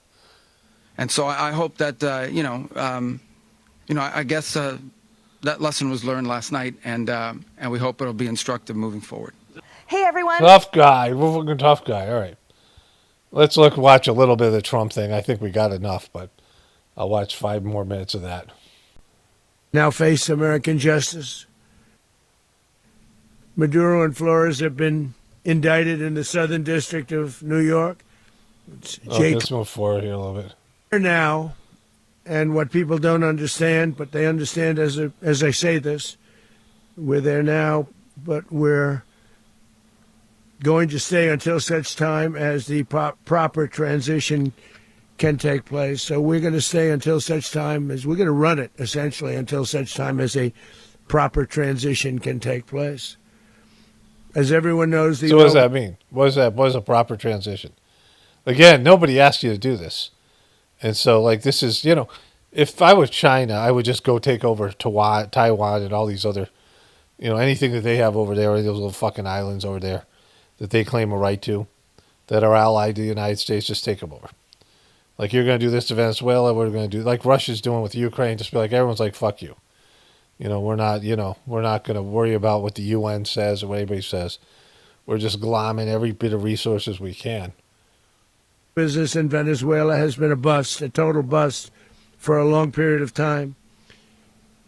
They were pumping almost nothing by comparison to what they could have been pumping. So that's it. It's about oil, right? Just admit it's oil. What could have taken place. We're going to have our very large United States oil companies, the biggest anywhere in the world, go in, spend billions of dollars, fix the badly broken infrastructure, the oil infrastructure, and start making money for the country. And we are ready to stage a second and much larger attack if we need to do so. So we were prepared to do a... All right, so there, it's right there. Okay, it's about the oil. You just admitted it. They all admit it. This guy isn't really a narco-terrorist. He didn't do anything in the United States. He was a fucking criminal.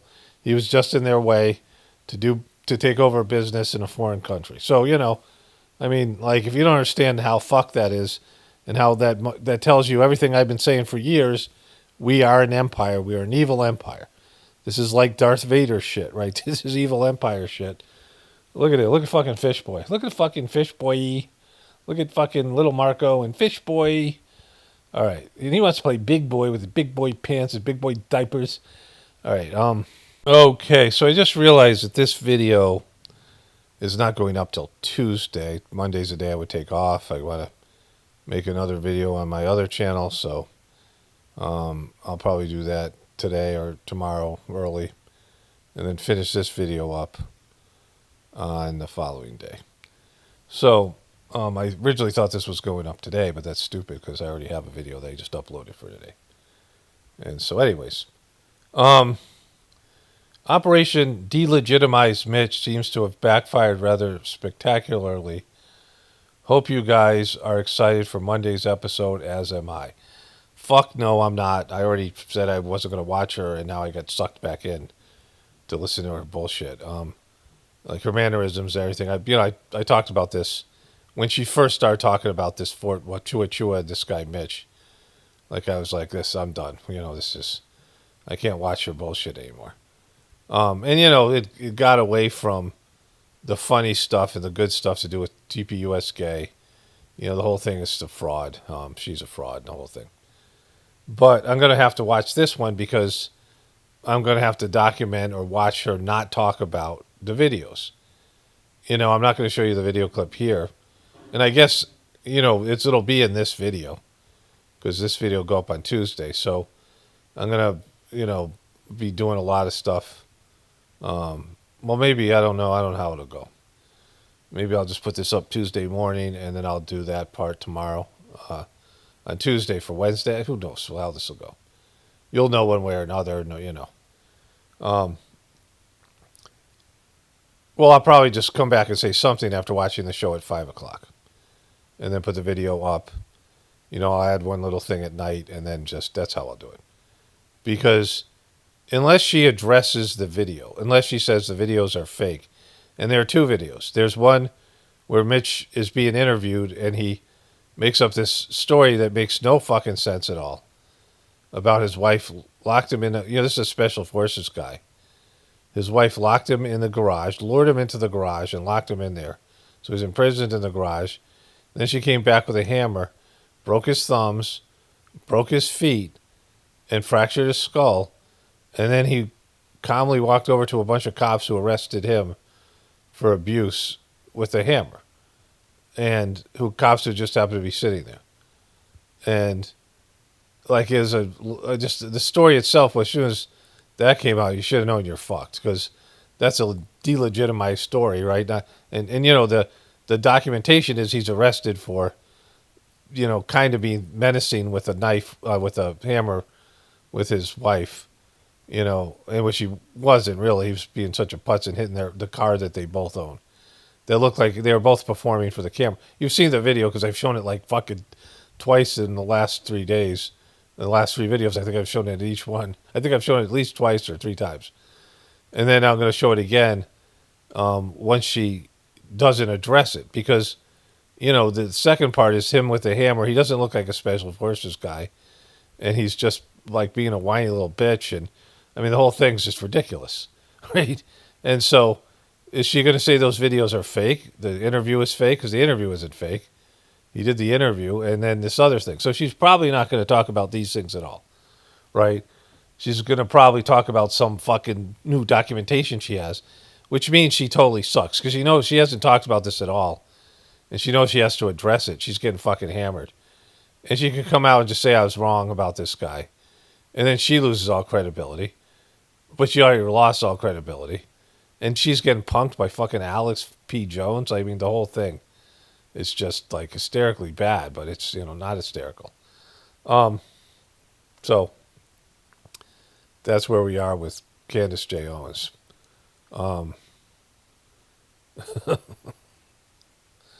We'll have to revisit this, I guess, whenever it goes down. All right. That's probably, I'll do a little bit more today. I guess I'll cover a little bit of the press conference with Trump. I have that up. But, mostly this thing's just, everything's just so fucking shitty. Like it's just, it's just so poor quality. Like the show now has just lost its quality. Like the show, I mean, it's great to mock, and yeah, I enjoy mocking shit, but like it's just so lowbrow, so stupid. Like the people that are involved are so stupid. People watching it are stupid. Like it's just, everything's gone. It's so idiocracy right now, WWE style idiocracy, that it's it's almost hard to watch it. Even if you're mocking it. Okay, so today is Monday, January 5th. I've done the majority of this video. There's still stuff with the Venezuelan stuff coming through. And today, what I assume would be at 5 o'clock, Candace J. Owens is going to address the delegitimized Mitch. At least that's what she's claiming, which is going to bring, at least viewers back to her dwindling podcast, which other people were pointing out, and she pointed out that she's been off for 2 weeks, but she's not number one anymore. She's 28, and that's a big deal to people like this, grifters. I had a little bit of a health crisis last night because of the, I'm doing a cleanse, and so it's been kind of a weird day. I didn't go to sleep till like 4. But I feel, I'm doing a parasite cleanse. But anyways, this is her thing about her, her podcast being number one globally. And she posted this about Brigitte Macron right here.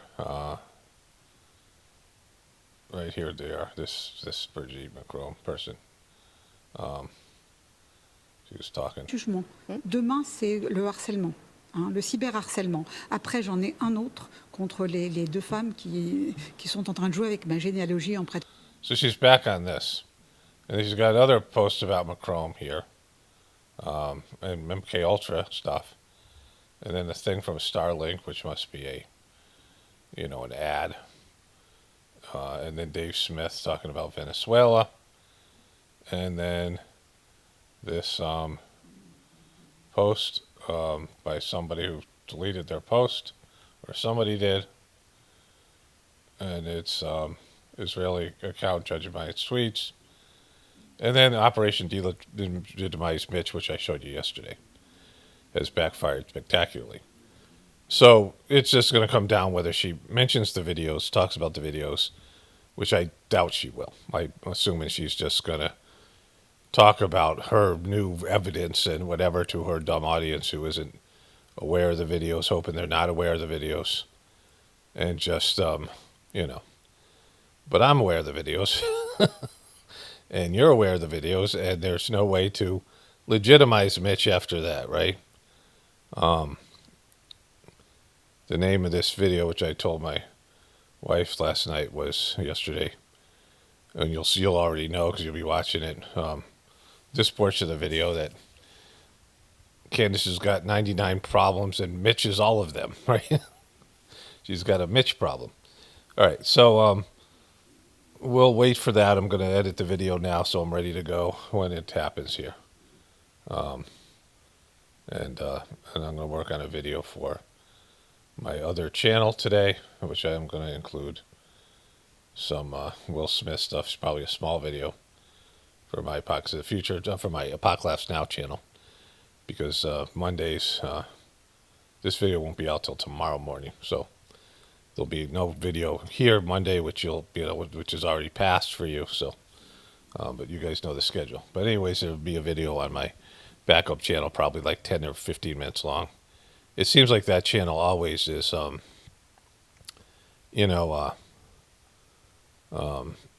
different for some reason. The videos just are a little bit different there. People are commenting. I don't know why. It's just, this is the same me and mostly the same stuff. I've had, different subject matter I covered there because there's a point where YouTube algorithms and bots like that channel more. Like I could get away with certain things on that channel that would be flagged on this channel. And I was making more money. It seemed like they were promoting that channel. The channel was growing. And then something's flipped and it just went the opposite way. But, it's kind of weird. I've got two channels and posting basically the same content. And, some of it I was pushing a little bit more there in terms of the COVID stuff when you weren't supposed to talk about COVID on the internet because that was all whatever. But anyways, there's all that stuff. And so we'll come back here at 5 just, later on tonight and see what Candace says. Okay, it's Monday, January 5th, and I got sucked back into listening to this annoying person. New Year's, same old, same something slop, same Fed slop. All right, so there's a lot of comments coming in, crazy amounts of comments. Look, they're just flying in here, all these people with hearts and crosses and shit. And she says, you won't believe what happened while we were off the air. Candace, episode 284. Big smiles. She's got fucking Alex P. Jones. She's got Mitch, Snow Job, and this guy knows about not snow jobs, but Alex Jones does, and then something else here. Okay, so the only thing that matters here, as far as I'm concerned, I woke up this morning giddy, excited that you were coming out, Candace. By the way, I can't help the way this spells your name. Just know it. My heart, I do not know how to spell it. Jesus Christ, Candace. Is that serious? Like you have fucking access to any, I misspell shit all the time because I'm dyslexic and I'm lazy, but if you really wanted to know, you would just know, like by spell checking it or doing any number of things, asking any number of search engines or AI, or just looking at her video. It says it like right here. A show is named after her. She's like Trump. She wants her name everywhere. You literally are commenting on a channel where the name is right fucking here. And it's right fucking here. Right? And it's right in front of you in all these other comments. I literally don't know how to spell your fucking name. Except, well, maybe that's a joke. I don't fucking know. But anyways, if it's not, then fuck her. So the big question is she's going to address those videos? Because those videos make him like just no credibility whatsoever. If she comes up with a bunch of fucking bullshit documents and a bunch of bullshit stories that are like the Egyptian plane stuff or this other fucking stuff, then this is a fucking disaster for her. It's really not, because her dopey fucking followers will follow her anywhere. But it's just, this is the moment where it becomes obvious to everyone else that isn't a Candace supporter and all the other smart people out there, all the other people that are, semi-backing her, people like Tucker Carlson, those people, when they realize she's got dick, but she's got nothing with Mitch Snow. She's got, 99 problems, and Mitch is all of them. And so, like, if she addresses the videos, say the videos are fake, which, the interview isn't, so, like, that in itself is, there's nothing she can say. This guy has no credibility. Her interview himself, if you look at the guy and you listen to him, he doesn't sound like somebody who was in special forces. And if he was, he's lost his shit. Like he's, he's definitely not based in reality-based person. He's not he's none of those things that you would think about.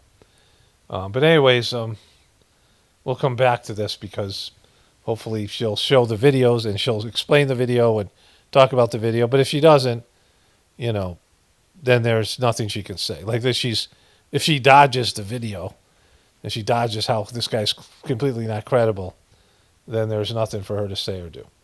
All right, like I said, we'll come back to this in a bit. So I was working outside and I took a spill. As you get older and you fall, it sucks. I used to fall all the time when I was younger. No, not so much, but I'm okay. I'm not like fucking, don't have to, nothing broken or anything, but aside from that, I'm just tired of this whole bullshit. And I'm going to go through it. I want to see her address the videos That's all she can do. Like, that's, and if she doesn't do that, of course she's a lying piece of shit because they all are. She's a part of the show. But all this stuff that she's slamming TPUS gay for, and any number of people, Israel, Trump, Netanyahu, all this stuff, when you get caught and you can't address something that's totally credible, which these videos are, and, the fact that Mitch Snow doesn't look, when he talks, he doesn't look, or, you can tell the guy's not fucking the guy he pretends to be. He's not a reliable source, right? He's totally not a reliable source. But anyways, let's get to this part here. Sloppy tricks. Speaking of which, I'm even wearing a new shirt that I got for Christmas. Which Great, Candace. It truly pains me to report that our government is up to the same old Fed sloppy tricks. Fed slop, that's her whole thing. It's Fed slop, just Fed slop. You ever get tired of the fucking talking points and the bullshit, right? Thank you for your service. I missed so many opportunities in this video. I started my next video, and I want to do that bit. I'm talking about the feds, our government. Thank you for your service. But they have these terms, and it's like these generic terms, and there's some truth in it, but the government sucks, so that's true, and the government puts out Fed slop, but it's just a catch-all for Candace Owens to dismiss legitimate shit that people are saying, right? It's not Fed slop to slam those videos or to slam Mitch Snow, because Mitch Snow's, not who he claims to be. Like, it should be obvious to everyone. All right, let's move forward here. Johnny from Missouri, Happy New Year, actually, to everyone except for Andrew Colvett. What Andrew do? Spokesperson of Turning Point USA, who has been working behind the scenes to have me smeared. Yeah, Andrew, you got caught. And today I sentence you to truth. The truth. And that's never a good thing for people who lie in my name, okay? Bro, I bring the truth. I'm a fucking truthful person. Get to the fucking videos, bitch, right? Get to Mitch Snow's video. Like, this is all that, saying that you're a truthful person, you're gonna bring the truth.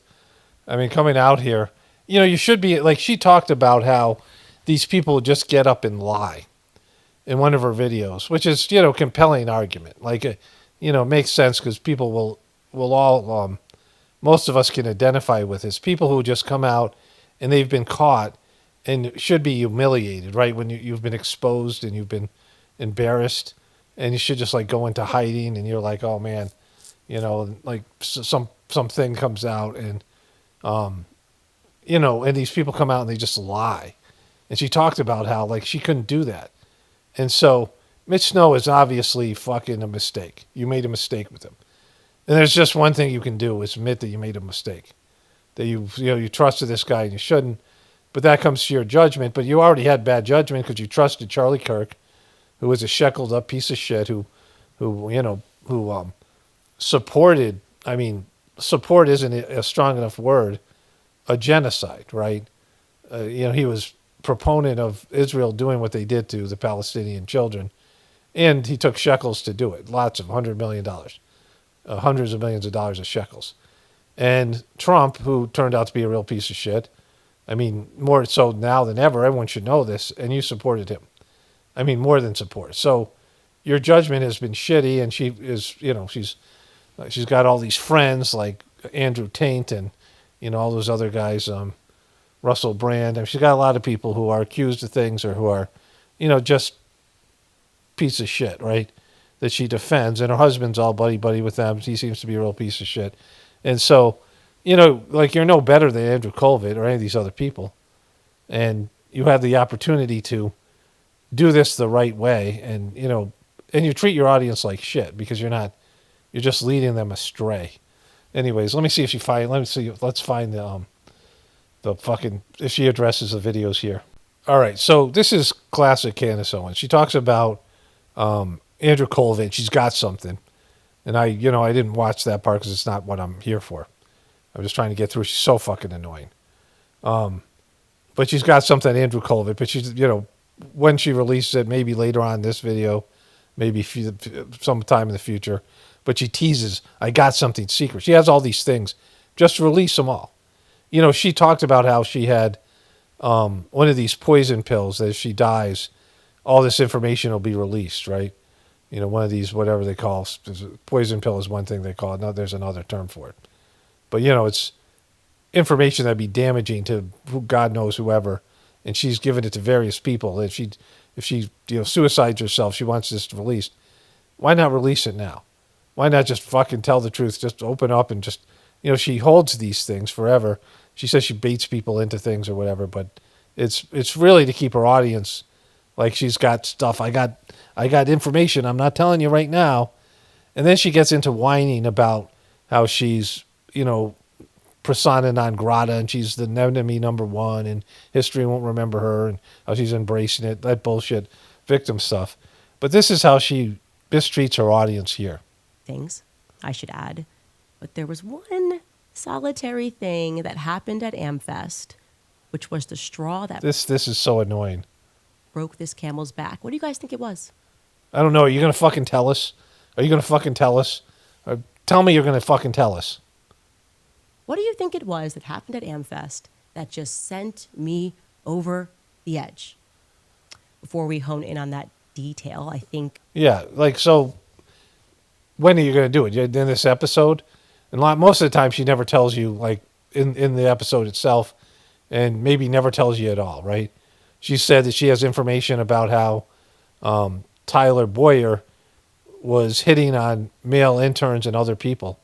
And she has multiple sources, and she confirmed that the guy's gay, right? He's, which would be a big deal. He was second in command at Turning Point US Gay, TP US Gay.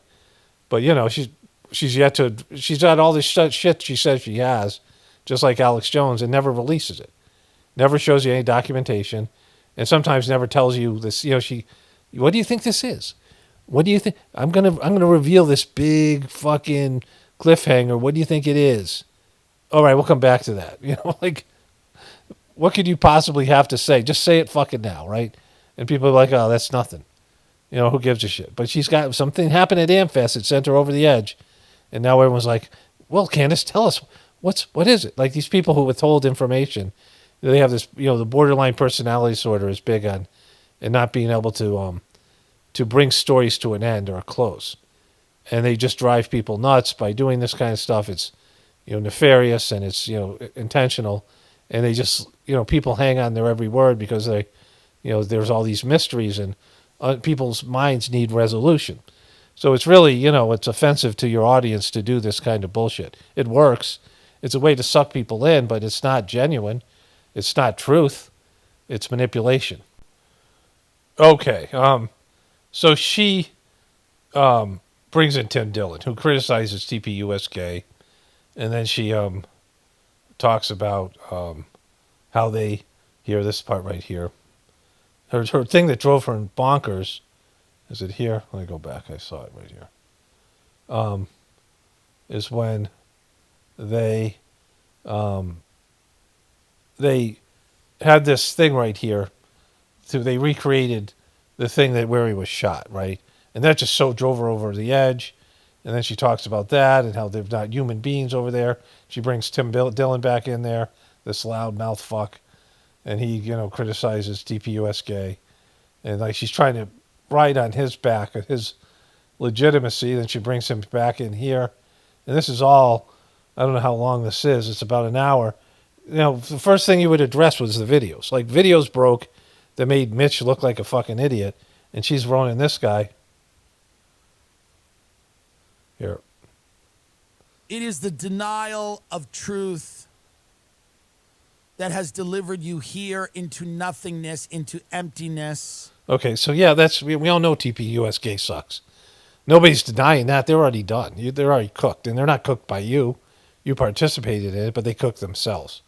TPUSK rolling out Erica Kirk, rolling out those double twinks, the two beta males sharing one testicle, those two gay acting dudes, weak dudes, whatever they are, unlikable, unwatchable, who host the show, and them, embracing the official story, and Erica Kirk's ridiculous grieving, and all the rest of it. And we know they suck. We don't need Tim Dillon to tell us that, or nobody should know. That's a known factor. Everyone, like US Gay doesn't have an audience. They don't have a, I don't know, they're just shackled up now. I mean, they're not influencers. They're not anything. So who gives a shit? You rolled out Mitch Snow job, and you said you were going to drop something today in your tweet about how you have proof that all these people that are haters, and you're leading with all this bullshit, stuff that no one gives a shit about. So, you're running from your you've been exposed, bitch, right? Like, just express the bitch thing. Like, you're supposed to be a truth teller. You got fucking owned by this guy Mitch, or whatever it was, this intentional, whatever this fucking thing is. Just address it honestly. Say that the guy made a fool of you, and that you got duped. That's all you have to say. And people will forget about it, but you can't say that. You won't say it because you want to be a knower. You want to be a legitimate person. And how does some fucking guy come in with a bullshit story? And then these weird fucking fake video with him and his wife in the garage. And that interview we did where, I'll show you all that again. We'll go back to that. But she's not addressing it. Actually cater your party in the... Look, it's so funny. It's just so funny. She's, we're having such a good time. Tim Dillon's just so funny. There's nothing here, right? Like, a lot going on right now, and it feels like they're just giving us more stuff, more materialism, more... Yeah, you know what you're not giving us is some resolution to your bullshit stuff with, the French Foreign Legion and all this stuff. All right, I'm going to go make dinner. I'll come back, see if she... I know she's not going to address this because the video's real, or at least, it's real to them, their world. And she's got nothing to say because it's so fucking damning. Okay. So ate dinner, and she finally addresses Mitch Snow, but no video. Bring the power back to the sovereign. And both him and Kennedy got shot. Yes, well, Okay, so Charlie Kirk was a piece of shit. He was shackled up, supported a genocide. None of these motherfuckers will say it. That's the problem. He was a piece of shit. He was shackled up, hundreds of millions of dollars of shekels, and he supported Israel in a way that he was betraying his own country, his own religion, his audience, all these things.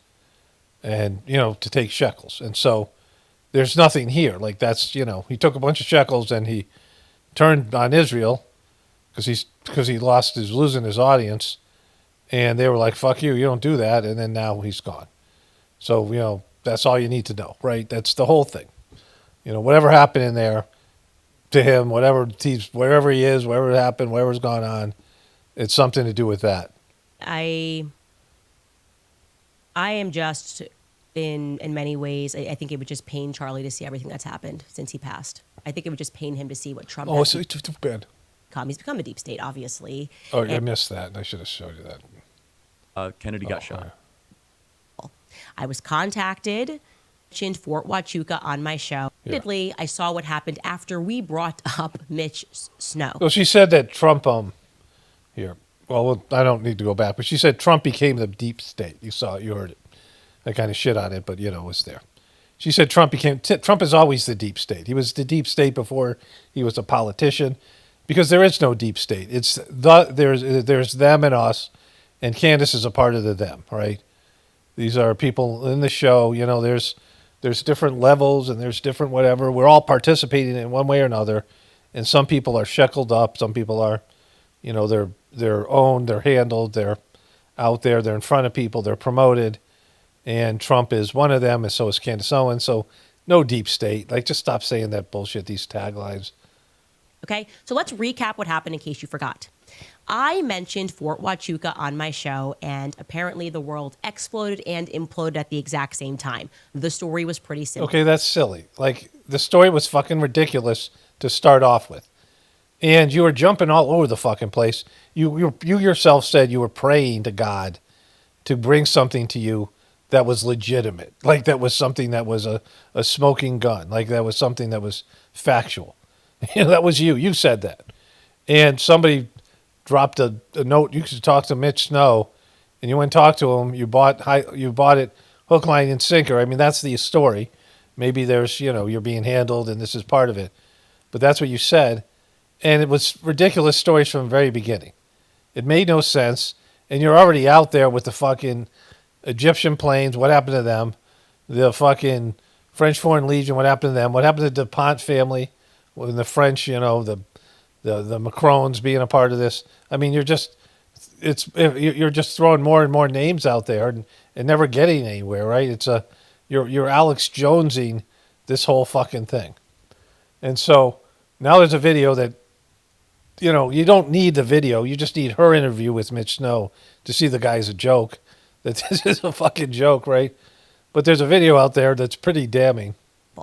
I was contacted by someone claiming that he was very certain that he saw 2 people at Fort Huachuca in the days leading up to Charlie Kirk's assassination, okay? He contacted me specifically about Brian Harpole and Erica Kirk. Now, I wasn't sure if I was going to have him on the show because he saw, to be clear, Erica Kirk on the 8th leaving the Candlewood Inn Hotel on the base on Fort Huachuca. She was with somebody who looked similar to Cabot Phillips. We're going to discuss him tomorrow.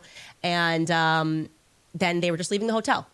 Then he says he sees that Cabot Phillips looking special force type person the next day with Brian Harpole. And he's basically 100% certain he saw Brian Harpole at this top brass meeting that took place on the morning of the 9th, a meeting which was concluding on the morning of the 9th around 7:30 a.m. He sent me all of the receipts to back this up. No, not all the receipts. All the receipts would mean there were receipts that showed that he saw these people, right? You can place them at the fort, that's all. And maybe that's even bullshit. But the only receipts you have is that he was at the fort, right? He was there for whatever reason. And, because you're part of this whole show that you are. That's the only legitimate reason why that fucking doughboy motherfucker, Pillsbury doughboy motherfucker would be at that whiny girly man would be at the fucking fort, right? So that's all the receipts you have. Anybody he saw, the stuff that makes the story interesting is that he saw Brian Harpole. He says he saw Brian Harpole and Erica Kirk. And you said all along you couldn't prove that, but you thought he was telling you the truth. And you were vouching for him, so much so that you set up a fucking GoFundMe page for him. And so now you're going to say he's full of shit? Or like, yeah, it's not me, it's him? I mean, because, you're trying to walk away from this thing. You're the one who tried to sell this to people. Okay. Again, wasn't sure if I was going to have him on the show. Felt weird about asking him not to tell us the part about Erica Kirk because I was more interested, obviously, in the meeting because of the manner that he described it. Like, this is a final meeting before an operation. But what would Brian Harpole be doing there? He wasn't. What sort of an operation are we talking about? Now, we couldn't jump to conclusions at that point because maybe Brian Harpole was going to say, oh, yeah, I was there. I was there because I was picking up something from my brother. Maybe Erica was going to come out and say, yeah, I was at Fort Huachuca base because my mother has DOD contracts and I'm very familiar with this base and I was going to see a friend. We didn't know what to make of anything other than he said that he saw these 2 And they could say they weren't fucking there because they weren't fucking there. Or if they were there, it was to fucking scam you and this whole thing. But he can't prove it. But, it's silly. It's fucking silly. People on different days. Again, to be super clear, he did not see Erica at the meeting on the morning of the 9th. He saw her the night before, allegedly, obviously. That was the allegation. What happened after we allowed Mitch onto the show to share his story was... it was just madness. It was kooky. What happens... No, it's kooky that you brought the guy on the show. He's not legitimate. Now she's going to whine about how everyone went after her. Address the video where he's walking around a hammer in his garage like a fucking... Because I'm going to show the video. She's not going to address the video. She's trying to make it sound like it's everybody else's fault. Next is Alex Jones, of all people. The guy who brought us the gay frogs. And a couple of YouTubers that nobody had heard of. Okay, the gay frogs is true. That's actually happened. That's atrazine. There's scientific studies done by a liberal scientist that used to work for Berkeley or one of those fucking prestigious California schools. He was fired because he found all this stuff out. He was interviewed on Democracy Now! That, the Alex Jones got in on it. He made it fucking goofy because he always does. But that was a legitimate fucking story, right? Like, this is not. Began a very aggressive effort to go after Mitch, right? To say, nope, this guy is illegitimate. We shouldn't listen to a single word that he says. Quite literally, Alex Jones went onto his show and declared war on me. I've never said a bad word about Alex Jones ever. Oh, ever, not ever. In fact, only good words. Only good words I did. Why should he call me out for doing what he's done for years? Why should that illegitimate piece of shit who lies to his audience and exaggerates shit? Why should that guy say, why does he have a problem with me doing the same thing? I don't understand. All right, we'll come back to this. Okay, this just, I think the word is obfuscating. Obfuscating. I'm not sure of the word. I don't know how to pronounce it. Obfuscating. It's not the right word. Whatever it is, you know what I'm talking. It's obfuscation. Which, I wasn't even close. And obviously I haven't used this word before, but I know it. The action of making something obscure, unclear, or unintelligible. What was that other word I was using that was used in the Whispers of the Brighter World messages? Obscurantism, which is a similar word, right? But we see what she's doing, which is it's a form of deflecting and not addressing the fact you've been exposed, right? She is, she got caught fucking doing her bullshit. Maybe this is all intentional. Who knows? Whatever. It's part of the show, right? But she talked about Alex Jones, and then she says, it was just madness. It was kooky. What happens next is Alex Jones, of all people, the guy who brought us the gay frogs, and a couple of YouTubers that nobody had heard of. Who are those YouTubers, may I ask? Anyone I know? Began a very aggressive effort to go after Mitch, right? To say, nope, this guy is illegitimate. We shouldn't listen to a single word that he says. Quite literally, Alex. See, you owe your viewers to show the video and say this video is, this is the worst thing. Like, if you're going to take something on, if you're being accused of something, if you're, if Mitch is being delegitimized, as you said in your tweet, as you said, there's whatever it was that you said that they're going after him. We all are. We're not going after him. He's exposed himself, right? It's like he opened his fucking raincoat and showed everybody his micro penis, right? His non-special forces micro penis. And right in front of your face, and that's a video out there, a video that everybody should have seen already. And I'm going to show it again because it's hilarious. It's fucking the two videos. He went and did an interview and he said things that made no fucking sense. He said his feet and his thumbs were broken and his skull was fractured when he talked to the cops. Like, stupid shit, right? And then he got arrested because there was this, somebody found that there was this, whatever it was, report of him being arrested for domestic dispute with his wife. And, he didn't act like a special forces guy. Everybody's making jokes about it on my channel. They're calling him like Special Olympics and special whatever, special needs, like different things, right? There's all these comments because he's not special forces. Like I kept on saying it, does this guy look like he's special forces, right? If that's special fucking forces, I'll show you the clip because I'm going to say the same thing again then.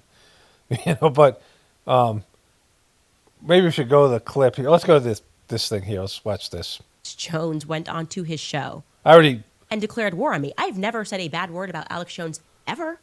In fact, only good words. I've spoken about Alex Jones. I said he's always been good to me. I've played clips of him. I said he's very funny.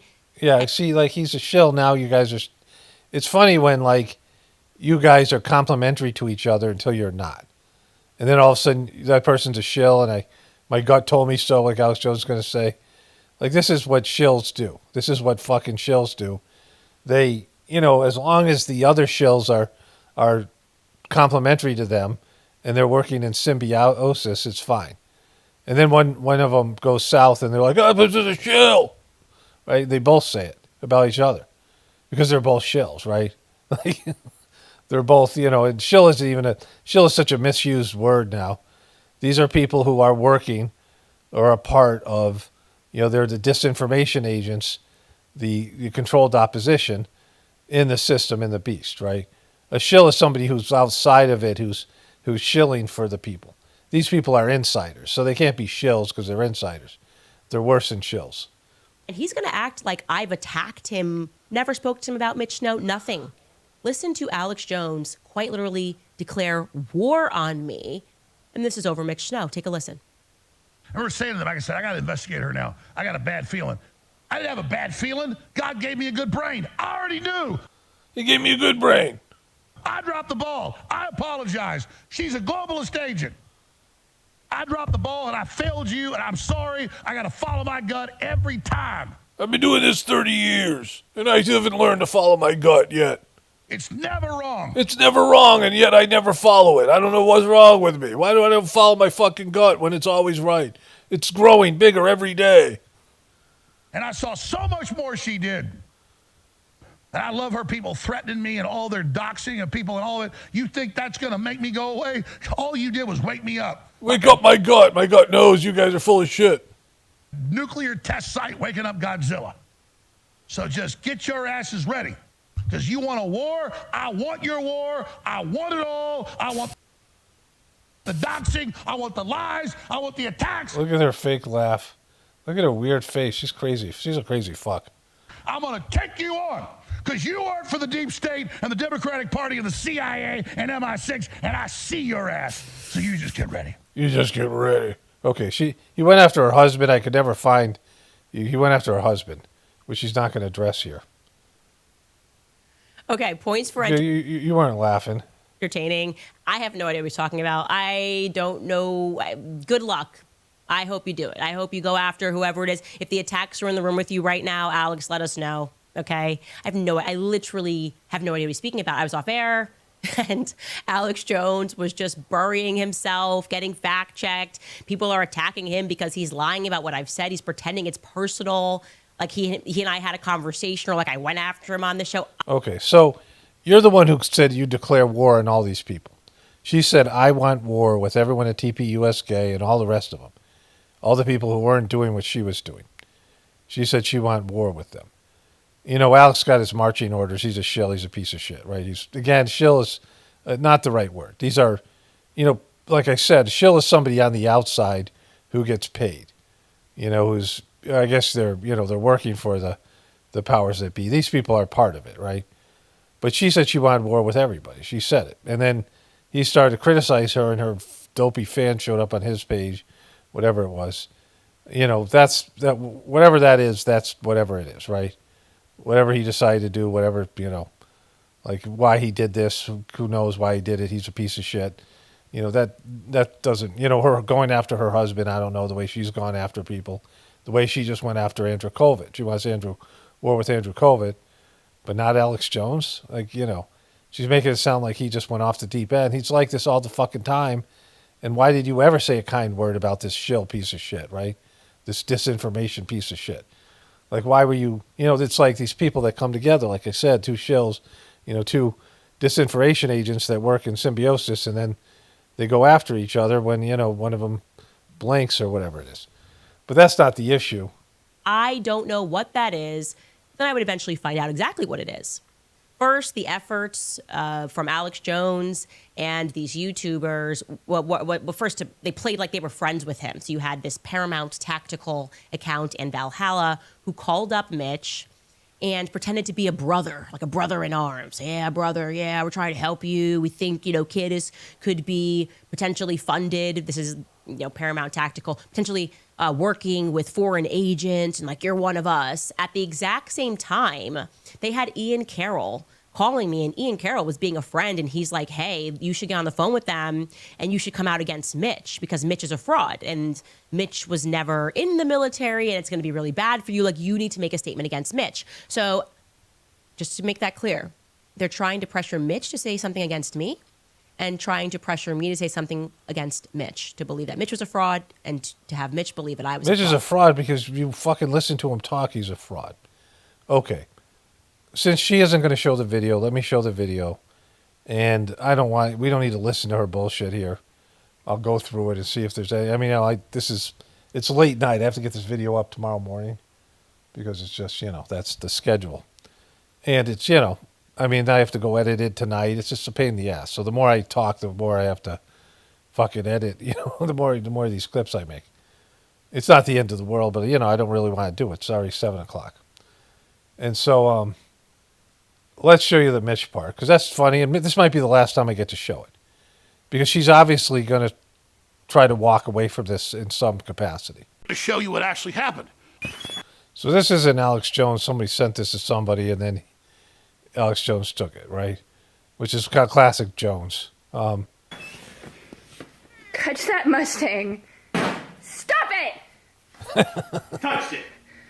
Like, I could watch this every day, like, for fucking months. Like, I could show you this and make comments about it. Like, it's so great. Like, this is like that movie, The Room, that horrible movie, The Room, where you just, something like that, people can write dissertations on this fucking thing, right?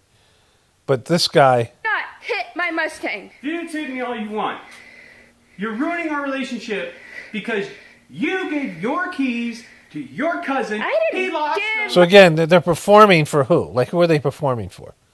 Like, who they think this is going to go up on social media and they're both trying to get their stories in? Like, what is this for? Who is this eventually for? What audience? Because they're not... They both have gone through this themselves. They both have listened to each other's bullshit.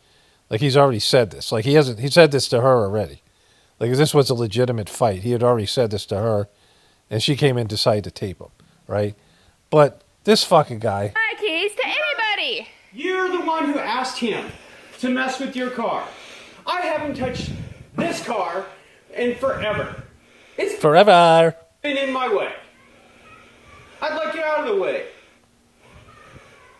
I have no idea where the keys are. Would love to know. But that's not what we were doing today. But you have to do this. I wanted to stop it. So look at this fucking guy. So if that's Special Forces, we're in fucking trouble. If this is an ex-Special Forces motherfucker, then we're in trouble. So Candace should show the video. And I don't know if she's going to talk about it here. But if it was a fake video, she'd show it. And she said, this isn't him, whatever it is. Right? Like, just, that's the way. Take the thing, the worst thing. This is the worst fucking thing. This is the worst thing being said about you. This is the worst thing being said about Mitch. This is the most discrediting thing out there. And so Alex Jones, you showed Alex Jones already. They're going to show a clip of Mitch being interviewed by somebody else. But these are the two most damaging clips because this speaks to this guy being like a goofy, like this isn't like even like tough guy, like he beats the shit out of his wife or kid or something like this because he's some violent PTSD having. You can make a case for something like that. Like the guy goes off because he's got PTSD from being in the Special Forces and the stress and the, whatever. He snapped, right? My brother was in Vietnam and my sister was living with an ex-Vietnam fucking vet. They were like roommates. She wasn't like, dating him. And I don't know why the fuck she was living with him, but he was like 10 years older than her. And one time she came out and he was hiding in he had smeared shit on his face and he thought he was back in Vietnam. Like he was like fucking delusional, right? And that shit happens to fucking people who are in war, flashbacks, all kinds of Agent Orange, all that kind of shit, right? I mean, the trauma and the PTSD and all that stuff. But this isn't PTSD. This is PTSD, right? Like, and so this is like, why would you ever listen to this person? This is a fucking dope, right? You have to don't defend ask you a question. Now. I can defend myself all I want because you're being insane. You want to video record shit? You want to threaten to hit my car with a hammer? God damn it! That's my favorite moment. Like, he's just like a child.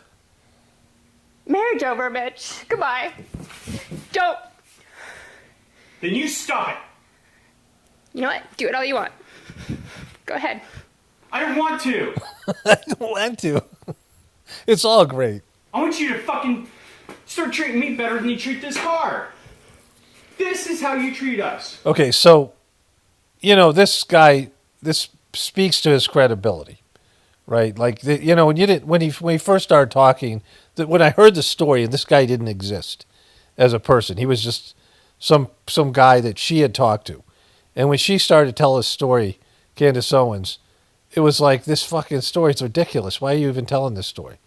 And I went in on her because of this, right? I was like, this, and not because of this. It's her pattern of behavior. She was jumping down another rabbit hole that has no resolution in sight, right?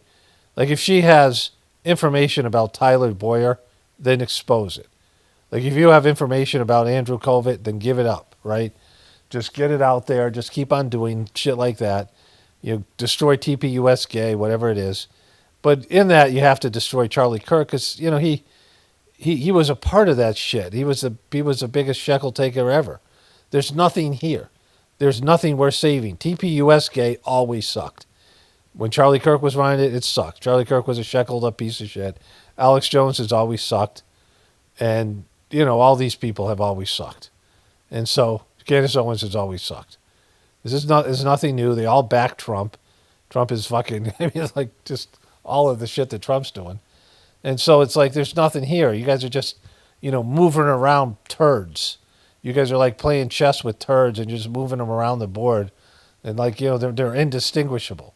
It isn't like they're in the shape of it's a turd in the shape of a queen. They're just pieces of turds that you're throwing around there and moving around the chessboard like there's something going to happen. Take it, everybody pan around. Who's everybody? Everybody pan around? My wife neglects us, ignores us, Oh, and screams at us on Saturday mornings about things that are completely unimportant to her. Exactly, Mr. Special Forces. Blames me for losing things I haven't touched. Tried to ask you if you knew where they were. I did, and I told you I don't know. No, you never said that. You had to give me a little asshole answer. I didn't give you an asshole answer. I gave you a smartass answer. It's Saturday morning, and it's okay to be a smartass. It's okay to be a smartass. It's Saturday morning, and it's okay to be a smartass. If it was Sunday morning, it would not be okay, but Saturday, it is okay. You do it all the time, Lene. Lene, fuck you, Lene. What is so bad about being a smartass? What's so bad about being a smartass? It's Saturday, and I'm going to be a smartass.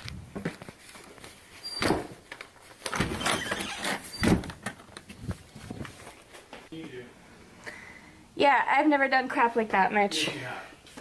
That's the thing. You do it all the fucking time. No. That's what you do. You just beat our door in with a hammer. Why are you videotaping me? Why are you acting crazy? You want me to let you in and that's what you do? Like, those are small feet. So she's a tiny woman. Right? Like, she looks,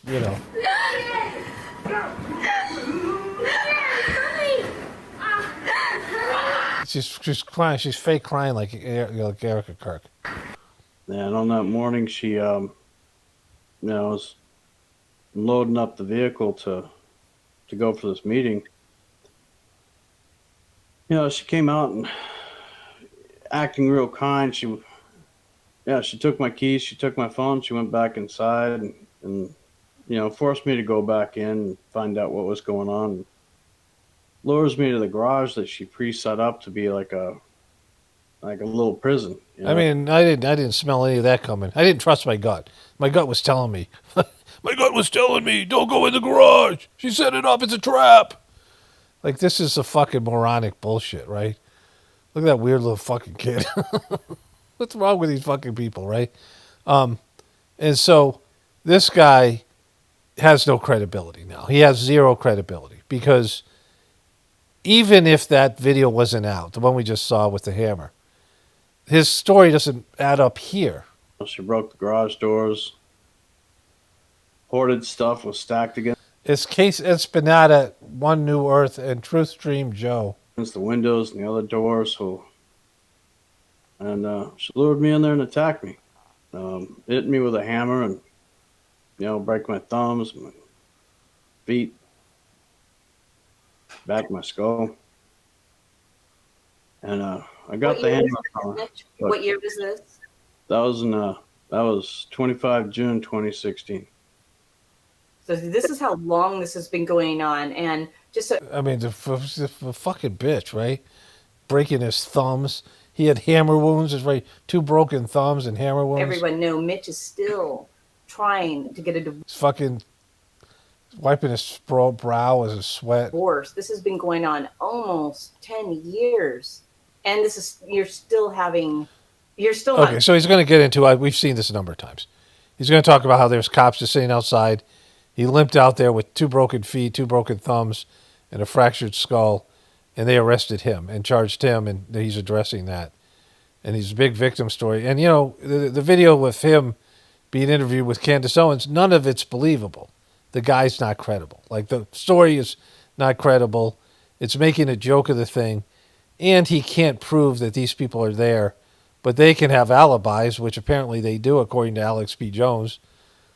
And, the rest of it. So it's a fucking mess. This guy is not special forces. And if he was, something's happened to him, right? He's let himself fucking go.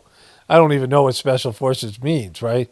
Like, is this guy some honorary fucking guy they brought in because he's a sad sack? Because he looks kind of retarded and sort of gay. So, he's not credible. She should have never rolled this guy out. And she's sticking with her fucking story here. So they bring Mitch Snow's son out here. This is this clown. I think this clown was on the TPUSK. So, I mean, you're just getting to, this is like shill stuff here. This is person who's a part of the show, somebody who wants to be a part of the show. This is Mitch Snow's son, who apparently hates him, right? And Candace is putting this on because he somehow sideways confirms that he was there at the fort. Going to let him go into anywhere, ops center or anything like that, on any post. Not Huachuca, not Carson, not nowhere, not in the States, not abroad. They're going to make him go through the same center that everybody goes through to get his ID. Okay, so somehow she thinks he confirms that Mitch was there, which is silly. Like, who gives a shit if he was there or not? Because, he's not credible. Like, this story, they're not breaking something here. Like, if he went into the fort, it's weird that he, has whatever military background because of the way he is now. Like, he's just a whiny piece of shit, right? Okay, so then she has this tactical guy. I'm not going to show you any more of this. It's not worth watching. This tactical guy reads Erica's alibi on that day, and it's from Andrew Colvert. And then she goes in about Andrew Colvert and how he's Colvert and how, he's one of the 2 twinks, right? The 2 amazing twinks over there, TPUSK. And so, she's talking about how he's the mastermind behind the scenes, all this stuff. And she doesn't show the videos. Now, there's a video that Mitch Snow did. He interviewed with that guy, whatever his name was. Those two people I showed you. And then there was this other video that surfaced. So if those 2 videos could be disputed, she would have showed you. She's only going to show clips that support her story. So she's fucking her audience over. She's not dealing with something that would destroy the credibility of Mitch Snow and herself. Like this, and I knew this was going to happen because people like this never own their behavior. They never, because they're not, they're disinformation agents. And so they just deflect and they put out disinformation. They're liars. She says what a big person she is. She dislikes liars. But this is a form of deception because she'd show these videos that makes Mitch Snow look like a complete putz. And so, this is where we're at. I mean, we all knew this about Candace Owens and Alex Jones. And most of us already knew all this stuff. But here it is just playing out in 2026. And it's kind of funny. It's really funny. But not really listening to her isn't. But this was her opportunity to say, yeah, I overstepped. I gave this guy more credibility than he should have. But she's just doubled down here, and she's going into detail. You can always find details of these shills fucking up. All these disinformation agents, they all lie. So you can always find examples of them lying. You can go back and forth and expose each other's lies, right? Or make fun of Alex Jones for being like a nut job. But I mean, that's not going to, you know, deal with the fact that Mitch Snow is not a credible person. Like, he's an absolute joke. And so I'll look through this video for my next video. I'll look when the transcript comes up to see if she ever talks about the video, because I can't sit through her. But she, as far as I can tell, she doesn't even mention that video. And if she did, she would, you know, she should have showed it. Like, if it was fake, she should have showed it, right? So, you know, it's not fake, but if she was going to say it was, she should have showed it, right? But she should show her audience, you know, what he looks like, Mitch Snow, in terms of all those things. All right, let me check one more thing here. So I found this. So this is Mitch Snow wearing this thing here, right? His arm's all fucked up from his wife's hammer beating or something. I don't know. Okay. So this woman's trying to give him some love here. This video's got 2,000 views. It's from 8 months ago, right? So this is 5 months before the Charlie Kirk thing. And he's on this show. This is, you know, he was on that other show talking about these things. You know, and I can look at this more in my next video. But, you know, this speaks to this guy. Speak out. Cat finally, you know, it was finally time. It's just time. Mitch Snow, a father fighting for on his son. 10 years, where the courts have just been doing everything they possibly can to keep me silent, to keep me from presenting evidence. And I feel like an idiot. Yeah, well, you know, there's some evidence out there that supports that feeling. having served my country and thinking that, you know, me and everybody else I served alongside, we did it because we thought we were honoring the best judicial system, the best system on earth. And that's why you served your country, because you thought you're serving the best judicial system on earth? That we honor the truth, especially in a court. You know, you'd think that's the whole meaning of honor, is it's about truth. Okay, so you know, this might be worth exploring in my next video. I want to wrap this one up. But, you know, Candace Owens did what I thought she would do, which she was just going to create more distractions. Now she's got shit on Andrew Colvert. She's going after him. She's going back after TPUSK because she's saying her and all these people are working together to undermine her, you know, her credibility. And that she's, you know, this war between them and Alex Jones. I don't know what the fuck that's what she's doing there, just sort of trying to dismiss him as a nut job or whatever. But she's taken his model, you know, just throw vague information or unsubstantiated information out there and just, you know, something that pops and interests people and leave people hanging and don't resolve anything and just keep on coming with more and more crazy shit until this whole thing implodes like a debt-based economic system. Right? It's just a fucked up thing. So anyways, you know, she always lets you down because she doesn't have anything. And even if she had anything, nothing's going to happen. And so, you know, that's Candace J. Owens. All right, let me wrap this one up here. Only spirituality will save this world. It's Paul Romano, definitely pointing from the Apocalypse and the Ascension. Everyone have a blessed day and be grateful.